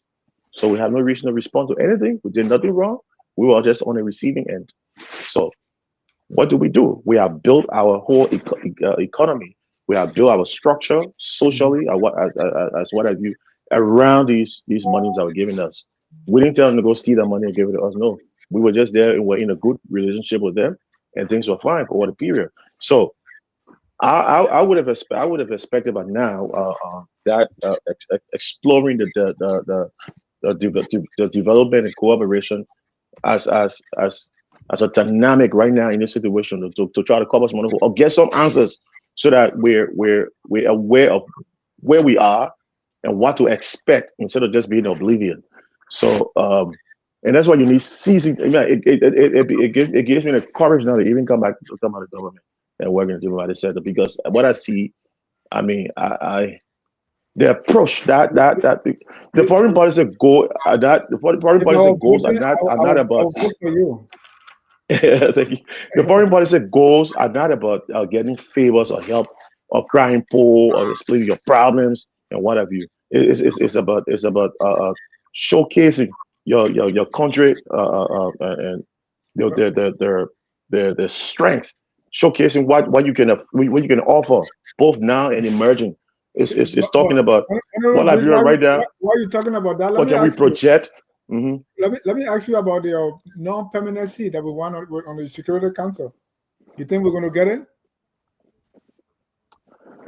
It falls back to the same thing I was just explaining. If we have real diplomats who are statescraft, statesmen, people who understand the need, the workings of diplomacy, we would have been for our history and our connection. And that's why I say we gotta be mindful also with this new administration, how we cement our ties, our relationship. It's very important. All of these things can come to us, because if you look at our history with the U.S., and if this vacancy was there with President Sirleaf, I can tell you 100%, hey, President Sirleaf wants it, she gets it. Thank you. Dennis, let me just quickly I want to go to admin now before you. How quick are you going to be? I'll be 10 seconds. Look, President, we are able to harmonize salary. I don't know what complications there are to adjust salaries downward, but this aid cut could really be a blessing in disguise for this government. He has a good reason not to slice salary if the will is there. Look, the African Diaspora Network is reporting that Africans send home $100 billion a year. The U.S. is giving around $12 billion. That's around 10%. So they're cutting the 8 years, but if we can harness our resources, we don't need that. I just wanted to mention that. Mr. Salif can come in. Mr. Salif, I was reading somewhere to say the LEC alone has 18 different accounts. This other sub account, this account, this account. So there's a lot of, but do you think with this aid cut and things like that, do you think the government is dealing with too many things and really cannot focus? I don't want to be pessimistic here, but it appears that the government just have too many things they're dealing with, and so there is not real focus on one thing and getting things done on a particular front. Now should they focus on one thing? Governments don't focus on one thing and get one thing done. You want governments to get things done thoroughly and well, of course, and provide the best services they can to their citizens and represent their country's strategic interests. And, like the Honorable Council is saying, showcase your comparative and competitive advantage. That's what attracts other countries to be in diplomatic relations with you. Look, let's talk about USAID aid model, because I work with them. I work for the agency for 5 years.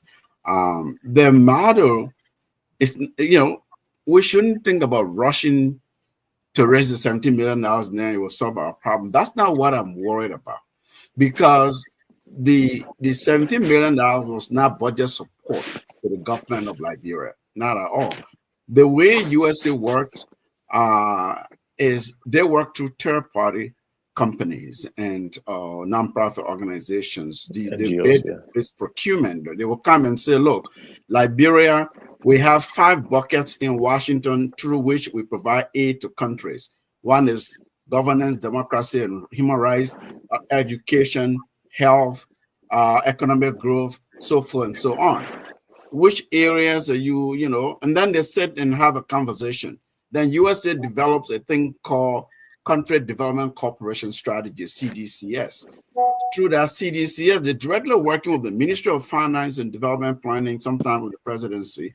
And then they go out and design projects based on what the government said the needs were, what the midterm development plan of the country is. They try to correspond and synergize with that and draw out these elaborate programs. That's why you see, you say this, you say that, you say that.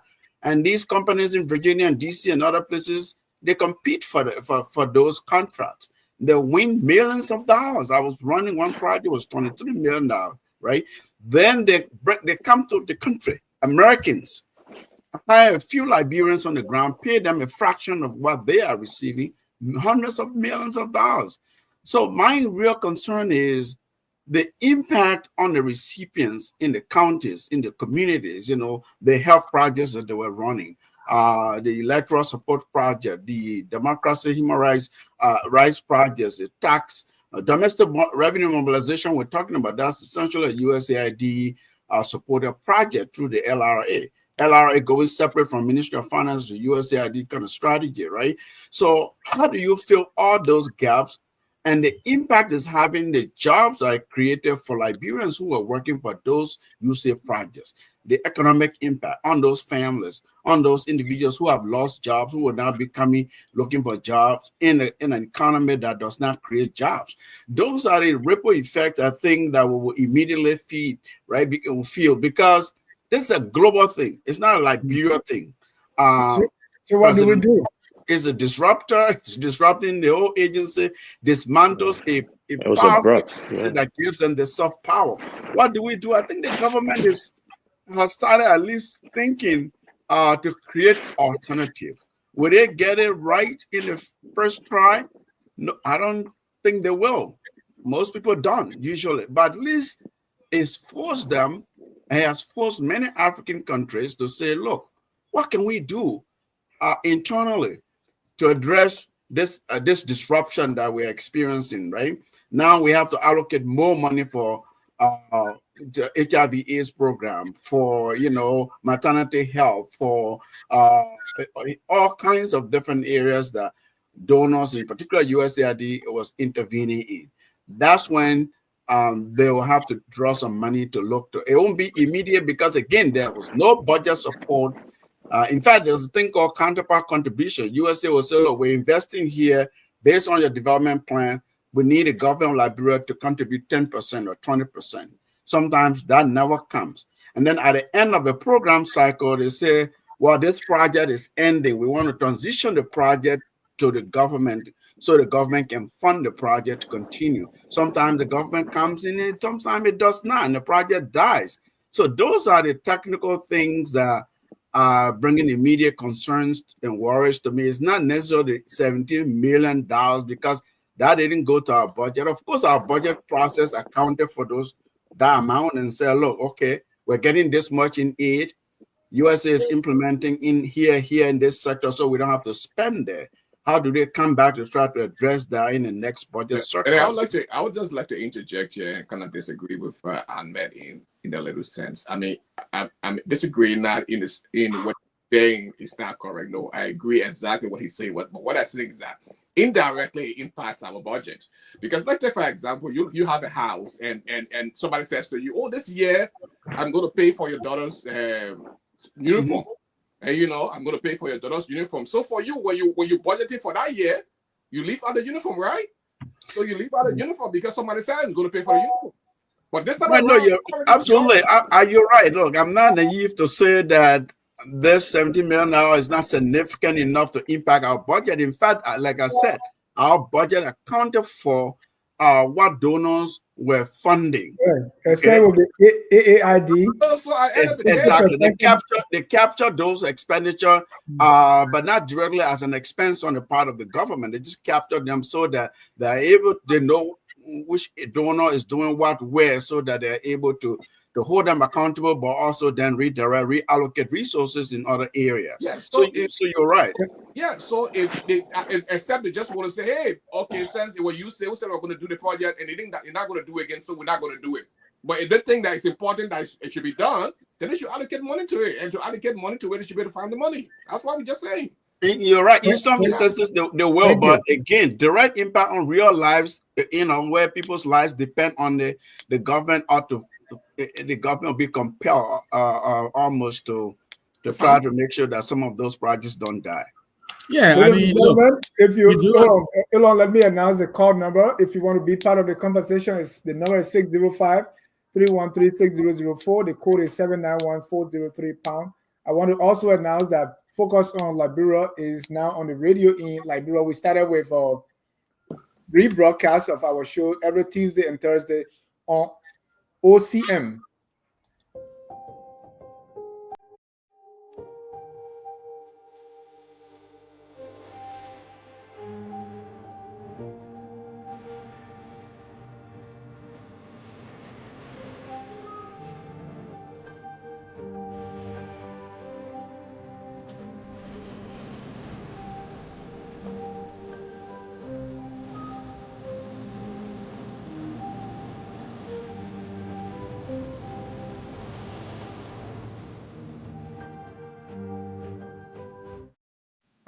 Every Saturday at 9 Eastern, we're going to be live on Kia Radio in Monrovia, and they are all over the country. So, and we want to be grateful to those who have contributed towards this project.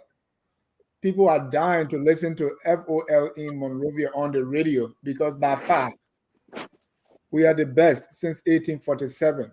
And there's no question about it. I just want to chime in real quickly, right? I think he makes some good point, but look, this is going to have some real life consequences. You're talking about malaria control. You're talking about school feeding program. You're talking about AIDS control. You're talking about TB control. Not to mention the support to the agriculture sector. So yeah, it's the 70 million they say for tasks, whatever it was. I understand that. But then there are also some portions of our Liberian budget that this is really going to impact. I don't disagree with him, but I wanted to take it a little bit beyond that. I agree. Yes, some of this really, is inconsequential in the sense that usually they don't give the money, they give the support with the technical ways or other means. He has been in the system, so he knows what he's talking about. But then there are, the real direct support to some of our institutions that render services to our people. Yeah, Mr. John. I think there was a classic failure on our part, and it exposed the weakness about our own governing system. Look, we always talk about foreign policy. I think Ahmed will agree. What is the operationalization of foreign policy? Foreign policy refers to what? Diplomacy and negotiation at the international levels. Is there when you negotiate, you're talking about distributive bargaining, where our country and the next country are meeting, whatever done we're getting, what have you, is based and distributed on agreed terms. So whatever the situation is, whatever decision they make domestically on their part, we are assured that this is what we receive, and it got to be there, and we got to receive it, and it has to come on time, or else there are other remedies you follow through the international court and other things. So this just exposes us that moving forward, I think our diplomats and people who are leading us on the diplomacy front should be more robust, more aggressive in leaning with their counterparts in finding remedies on these things when they're happening. Now, diplomacy is soft skills. It's not radio talk, giving press conferences and whatever. We know that, but at least that channel should be open so that we don't, because like Ahmed said, like I agree.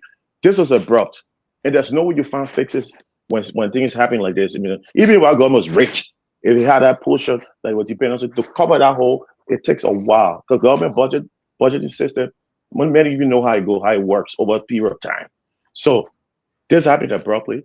I think our foreign service officials and those representatives on the international front should be doing some work, deep dive right now. At least getting some understanding. Is this temporary? When is it going to be reunited? So that we don't live in the space and understand what's happening. Nobody can raise money, 17 million in Liberia, and cover this situation we have right now. There's a big crisis right now. The government can make any adjustment, cost salary, cut everybody, you cut everything. It still wouldn't fit the cost because there's a whole bureaucracy, a whole procedure that you have to go through. So there's a teacher sense. When we're getting diplomats now, and our foreign front and our agenda should try to lower down the percentage on aid. Now we should have more reasons now to explore development cooperation as an important dimension when it comes to international relations, and that would help Liberia. I think this expose that part of it when we should really take advantage. Mr. Jar, let me just and what I was going to say, conclude with, if you were meeting, excuse me, if you were meeting President Boakai on this one, what will you tell him? But go ahead with your thoughts first. Yeah, frankly speaking, we try to shake up for this thing. Diplomacy might even make our situation worse. First of all, we are in denial that we are a third world country. We are a developing country. You still struggling to even. So a significant percentage of our advocacy out there is pure begging. That is the fact. All right. I work with LPRC when they walk in for 6 years. LPRC income generation can even we have the budget of Liberia, our annual budget. I can tell you that. It's a deep secret. Even the Port of Freeport can handle that. I can tell you that. When the European Union sent Molu to audit, and they sent the first final minister under Helen Johnson Sirleaf, and they sent an issue called the GMAP, and the language of downsizing the workforce. And the purpose of GMAP was simply no money should be paid to anybody at the Port of Freeport or LPRC, but straight to the bank. Helen got annoyed. First of all, she classified Molu as being very disrespectful because the executive marshal had a habit to just call the bank for money. We talk about transparency. All right, we're not serious. We have money. Diplomacy cannot solve this problem. Thank you. Why is it that Donald Trump is taking this stand? He had already netted 9.6 trillion, as he called it, waste. And what he's saying about Africa, the man is, you know what the man said in one of his proclamations about Africa? He said the people are corrupt and we keep sending money to the people. You see? That's all about Liberia. And I come in now, that is a stigma. So when you go to bed, what do you even have to offer the international community? You got nothing to offer there besides talking. Thank you. Let me bring in one of our callers now. Callers, if you are there, please call quickly because time is. First caller is Evan Morris. Evan, you're live. Go ahead, sir. All right. Thank you, Mr. John, and hello to the panelists. I want to say kudos to you, Dr. Manu. You made a good showing of yourself tonight. We enjoyed listening to you on the show. But let me just give the president one advice. I think he needs to replace his Are you qualified to advise the president? Let me just give the president one unqualified advice. Okay. I think he should replace his foreign minister and put somebody there who is probably more in line or who can probably who probably has connections to places like China and other places, because I think one of the reasons why he pulled, Madam best loyalty there is because he had connection to the United Nations. And we're saying that the United States now has changed its posture when it comes to foreign aid, and how foreign policy is going to be met out, especially in Africa. So maybe you put somebody there who is well acclimated with the agents, foreign policies, and maybe we can have some success in Asia rather than trying to tether ourselves to the United States. But I think when the president first took over after the elections, I said, you have to go into austerity right away. They didn't listen. They thought it was their time to enjoy. And I feel sorry for the president because this is really going to hamper his government. It's really going to put a constraint on his government. Perhaps, in best case scenario, Trump may let up, but you're never going to get the same amount of money that you got, during the time of Ellen or even President Will. So he has to come up with ingenious ways and, do ingenuity, financial ingenuity, which Gafar is probably capable of doing, to try to make ends meet in the country. And definitely right now, the uproar will be, give cut our salary. Put that on the table and let it lawmaker and stand and tell the Liberian people say they can't cut their salary. This is probably the highest point in time where the Liberian people will be behind the president if he proposes a salary cut. And we can finally do this, and get these guys for at least only $3,000 a month and save a lot of money for the taxpayer, take a lot of these, benefits that they're getting. And I think the entire nation will be behind it. Use this as a tool and say that the USA is cutting funding to our country, and as such, we have to take these extreme measures to make sure that we can fund our government. I think a lot of Latino people will be in favor of it. Thank you. I think that the president needs to think hard about that. But thank you for taking my call. I appreciate it. Thank you. Let me take our next caller here, Eugene Harmon. Eugene, you're live.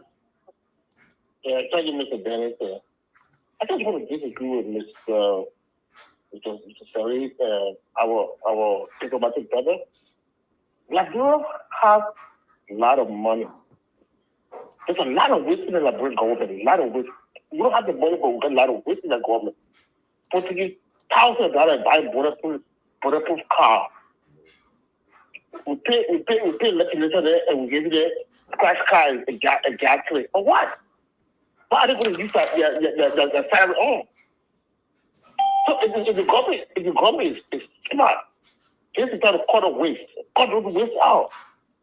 And just to be okay for that, you cannot be making a budget, and somebody promises you $200 and add it to your budget. You can be. I make that budget when the money comes. It's a plus. What you say about Yaga Kolubah's car? I'm just surprised that I see a lot of double for the legislature. My brother is a question of rule of law. When something happens, make sure you get a tow truck and tow the car away. You cannot bust into the next car. That's against the racing. You can do it. And he's a speaker for the house. No, he's not. He's against them. Thank you. Thank you. Let me take the next caller. That's Tubman. Tubman, go ahead. You're live. Am I on? Yes, sir. Go ahead. Yeah, thank you, Dennis, and thank you, gentlemen. That was the show is very interesting tonight. For concerning the lifting of the suspension of the NEC bus, well, I think I want to give this to the president. Whatever conflict that was going on at the NEC, it is being resolved, and he lifted the suspension of the commission. That's fine. I don't have a problem with that. Once things are resolved, and then they can work amicably to foster the independence of the commission, that would be fine. So regarding the speaking on Representative Kolubah car being broken into by the order of Mr. Kuhn, I think that's another low point at the Capitol Hill. It just breathtaking. I don't know why would they even go to that level, but this is where we are today. The lack of leadership with the president was saying, he's not taking the lead to see how he can bring this thing on the rest and put this guy together and see how he can resolve it. It's hurting his presidency. He will be noted for a president.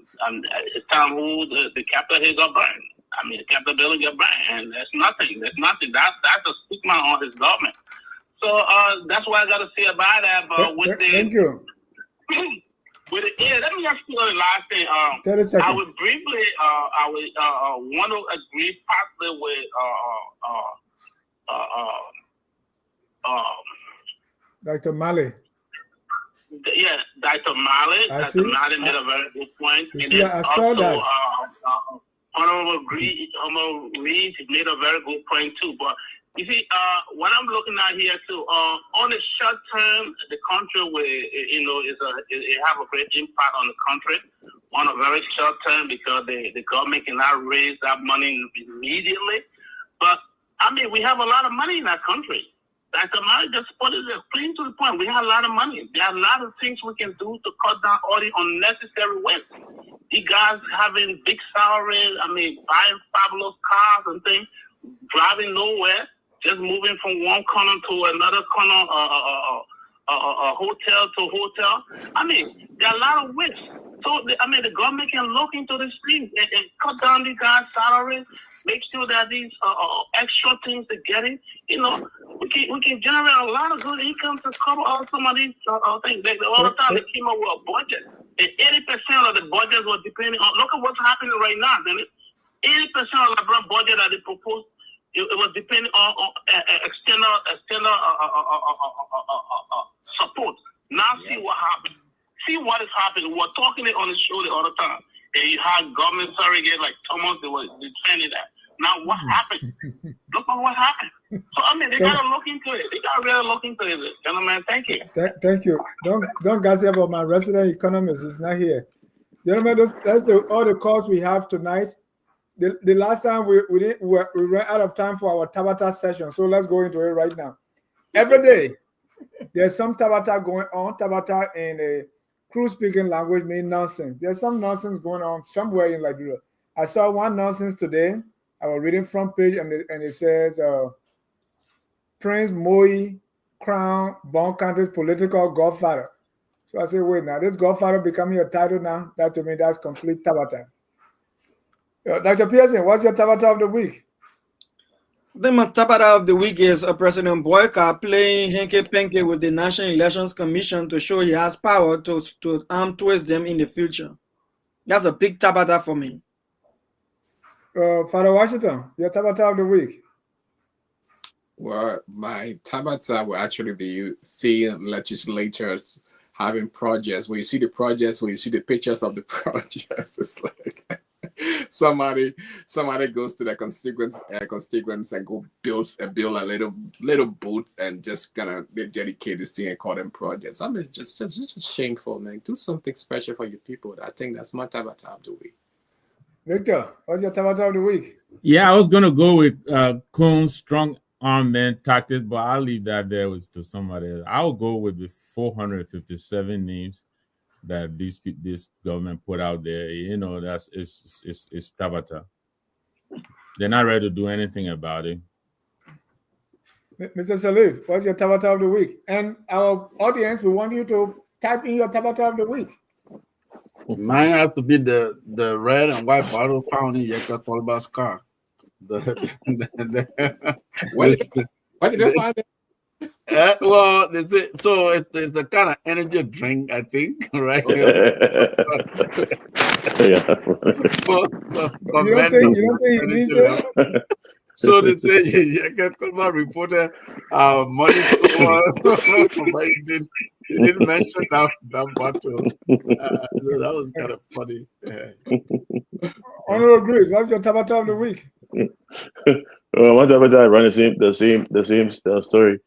So as you did a flash of the incident at the Capitol building with the Honorable Yeka Kolubah car vehicle being entered into by the police, and I was just trying to Google it to abreast myself. And there was a guy who said, "Oh, the Liberian police, they got so hungry. they were calling for operation, but the bus car ready. I got training in breaking into cars. So it was so funny to me. I was laughing. So the police now is training the breaking of vehicles instead of going to rescue operation." Dr. Mali, every week there's some Tabata going on. What's your tabata of the week? Yeah, my Tabata of the week, I think it tied into Mr. Nangwe Tabata about the 450 gentlemen. I was wondering why the president did not suspend them for time indefinite. And we saying time indefinite, I got limit, they can bring you back. Because I know time indefinite, it means dismissal in administration. I know that for sure. But the question now is, where Tabata is, between that period up to now, how can His Excellency account for the kind of money the guy been playing? Because we don't know what they had before. Now they're gone almost a year. So I'm baffled. I don't know. How would the government account for what they did in 1 year time? Thank you. See? So I thought the government was going to say, look, the 1 year time, report that one first. Then before go back and say, oh, what you have. But it's like, it is what it is. Yeah. And then Henrietta Morgan said, my tabata is lawmaker behaving like kids. Well, gentlemen, we are out of time. We have 7 minutes to close, so we'll use a minute each for each of you to give your closing. Let me start with our first-time guest, Dr. Otavio Male, who's joining us for the first time. I hope you had a blast again. Thanks for coming. Your closing. You have 49 seconds because I ate into the 1 minute. All right. In my closing, I want to say, it is just unfortunate. Honor His Excellency. You see the Capitol burning. You see a lawmaker misbehaving. Now you see the richest country cutting down our aids, honor his administration. There are too many things happening that may even spark some instability in our country, especially this thing that is going on, you see. So if he doesn't put his feet down to really carry on check and balances, like the corrupt officials, it's going to be a problem in our country. And to cut down waste and fraud, it's going to be a serious problem in our country. Thank you. Dr. Pearson, your closing. Thank you, Dennis. It's a pleasure being on the same platform with these esteemed guests, and to our listeners out there, thanks for being online with us. I would say, Dennis, the president never should have suspended the Elections Commission chair. And I think in the future, I would say to him, if he ever had to do that again, it should be a full with dismissal, and then bring somebody in with untainted integrity after such a situation. If he's not too sure, then do your homework first before taking action.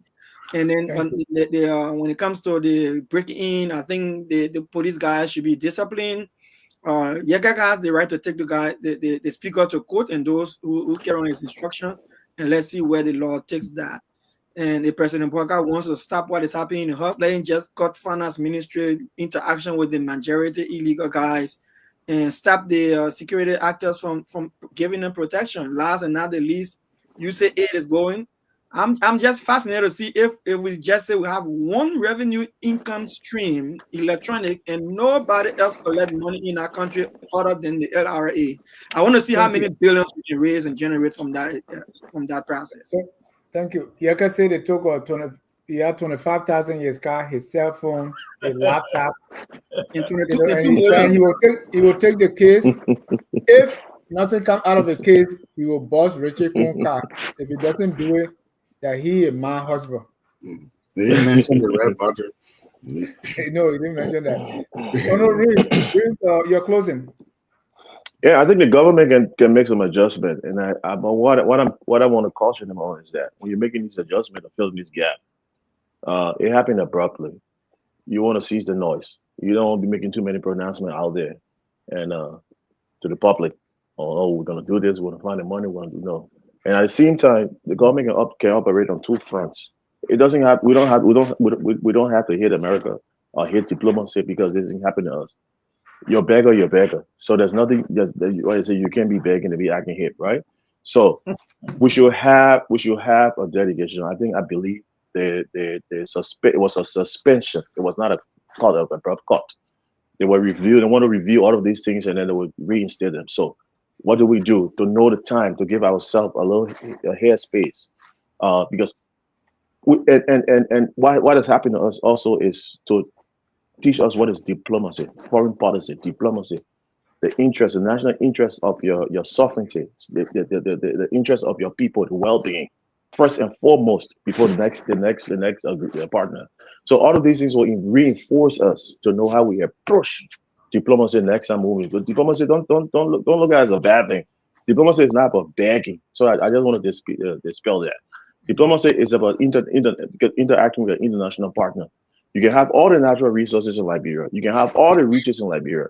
If you don't have that force, that strength, that face out there, people who can meet the right partners to translate those natural resources, the raw material into dollars and cents, you go nowhere. We see in Liberia, it will be absolute. So now at least, so this has helped us to know how to prioritize our public diplomacy ambitions and aspirations with while simultaneously achieving development goals. And I think we can learn from this experience. Thank you. And President Trump, one last one I forgot. President Trump did not say we are corrupt. He said they want to get rid of fraud, waste, and abuse, and they're suspending these things to review them at a certain time, a 90-day period, and they will see how they can reinstate them. Yeah, I think some of those videos are AI generated. Mr. Nawe. Yeah, so thank you very much. Great show. Let me welcome Dr. O'Malley to the panel, and welcome Father Washington back. It's been a while, but it's good to be here. Mr. Shirley agrees as well, being away. But listen, look, there are a lot of things that I could talk about tonight, but most of them have happened. The suspension at NEC and all that are warranted a lot. But right now, I want to talk about what is possible. One, I think the advisors to this president, they need to prevail on him to take seize of this situation at the Capitol building. It is within his power to resolve it, and he should do so. He should do so. It is going to get nasty if he doesn't. That's one. Two, the cut of aid to Liberia is a serious matter.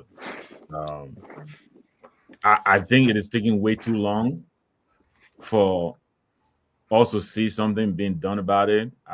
Hopefully something is being done about it behind the scenes. But whatever the measures are, they need to be bold, and they have to be impactful, and the president has to muster the will to drive them through. This is a serious matter. I believe Mr. Grieve said it is a matter of classmate. Yeah, classmate proportion, and I agree with him. It is a big matter. I think they should do the best to gather and quickly deal with it. But thank you very much, great show. Thank you, Mr. Sharu. You have the last word. And before you come on, our friend Sam Wallace said the Tabata is some panelists seeking to advance the notion of Liberia, continuing the idea of the imperial presidency. It is good to have a break from that. The Salim has the last word. Oh, I think Father Washington hasn't gone yet.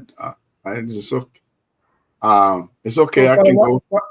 Yeah, Father Washington. Yeah, after. Oh, yeah. Go ahead, and then Father Washington. Yeah, then who else? Well, thank you, everybody. I think it was a spirited discussion here. I learned a lot each time I come and interact with you distinguished gentlemen. I welcome all the new panelists. Dr. Marley, and welcome back, Council Greaves. Look, we all are here, at least I can speak for myself, because we love Liberia. We want the best for the country. We want the country to move forward and make progress. They're our leaders. We hold them in high standards. I do not look at our leaders to say, because they're behaving this way, they should behave properly and like adults, and not sit there and allow the country to go back into conflict. They have to resolve these differences and look at the sake of country, the sake of the people, public service, not self-service. I mean, really, we say that all the time, but it looks like we're teetering on the brink of the abyss, which is real scary. Now, people can afford that kind of running again and chaos and so forth and so on. So what is the different factions in lower house? what is the presidency that can step in and try to make sure that cooler heads prevail. We all know leadership ought to be put into action to make sure that we're not a laughing stock of the region of the world, because it looks like it's not getting resolved. Whether it's the judiciary, the Supreme Court, you can't go and be a neutral court when one justice can come and say, well, we thought this way, but we ruled this other way, and then the chaos continues, the dispute continues. That is not helpful for the country. So I think these institutions, these leaders, our leaders, will serve our country better if they truly come together and try to resolve these tensions and political differences. I'll conclude with aid. We all said the same thing, really. Yes, it will have direct impact on the budget, but I'm worried about the disruption that's happening, who's running these different projects.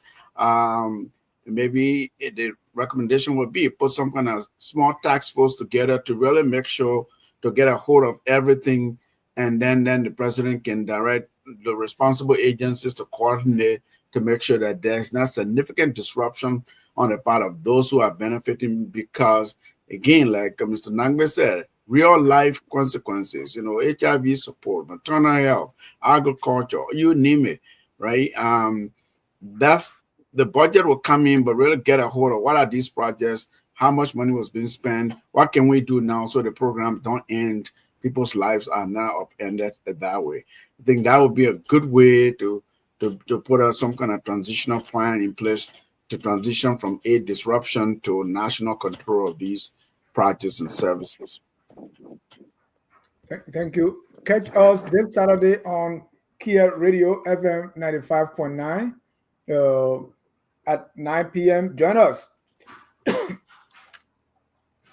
right here, and tune into Kia Radio in Monrovia 95.9, and you're going to listen to the best in television, online television, coming from Focus on Liberia. Again, gentlemen, I want to say thank you for coming every night. You take up your time to be here. You forgot about Washington, Washington said the grace. Yeah, I'll just say a few seconds. I mean, it's been a wonderful show. I'm glad to be back. I had a great sabbatical, and I'm glad I'm back and I can be able to contribute to the show. I think it's been a wonderful exchange. Conversation has been elevated, and I think that's what we need to do.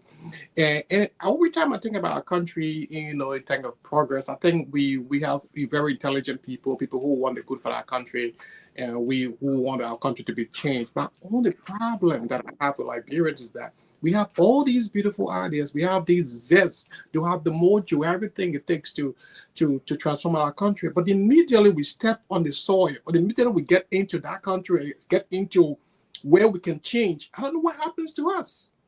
And the very people who will start doing the talking, who see all the problems, they immediately get into government, they get into institutions that's supposed to transform, then they get eaten up by these very institutions. And I think that's the sad thing about our country. That's why our country never changed, because the very people who are supposed to be transformative let the institutions to transform them, and then they become part of it, and nothing changes. So I just pray that each and every day that we can become an example that our country can look up to, that our kids can look up to, so that our country can become a better country. Thank you so much. I hope I have nobody left now. Thank you, gentlemen, for tonight. We want to thank our viewers for always watching. At this time, we're going to close the broadcast with our song that says, "We are all Liberians." Have a good night and God bless.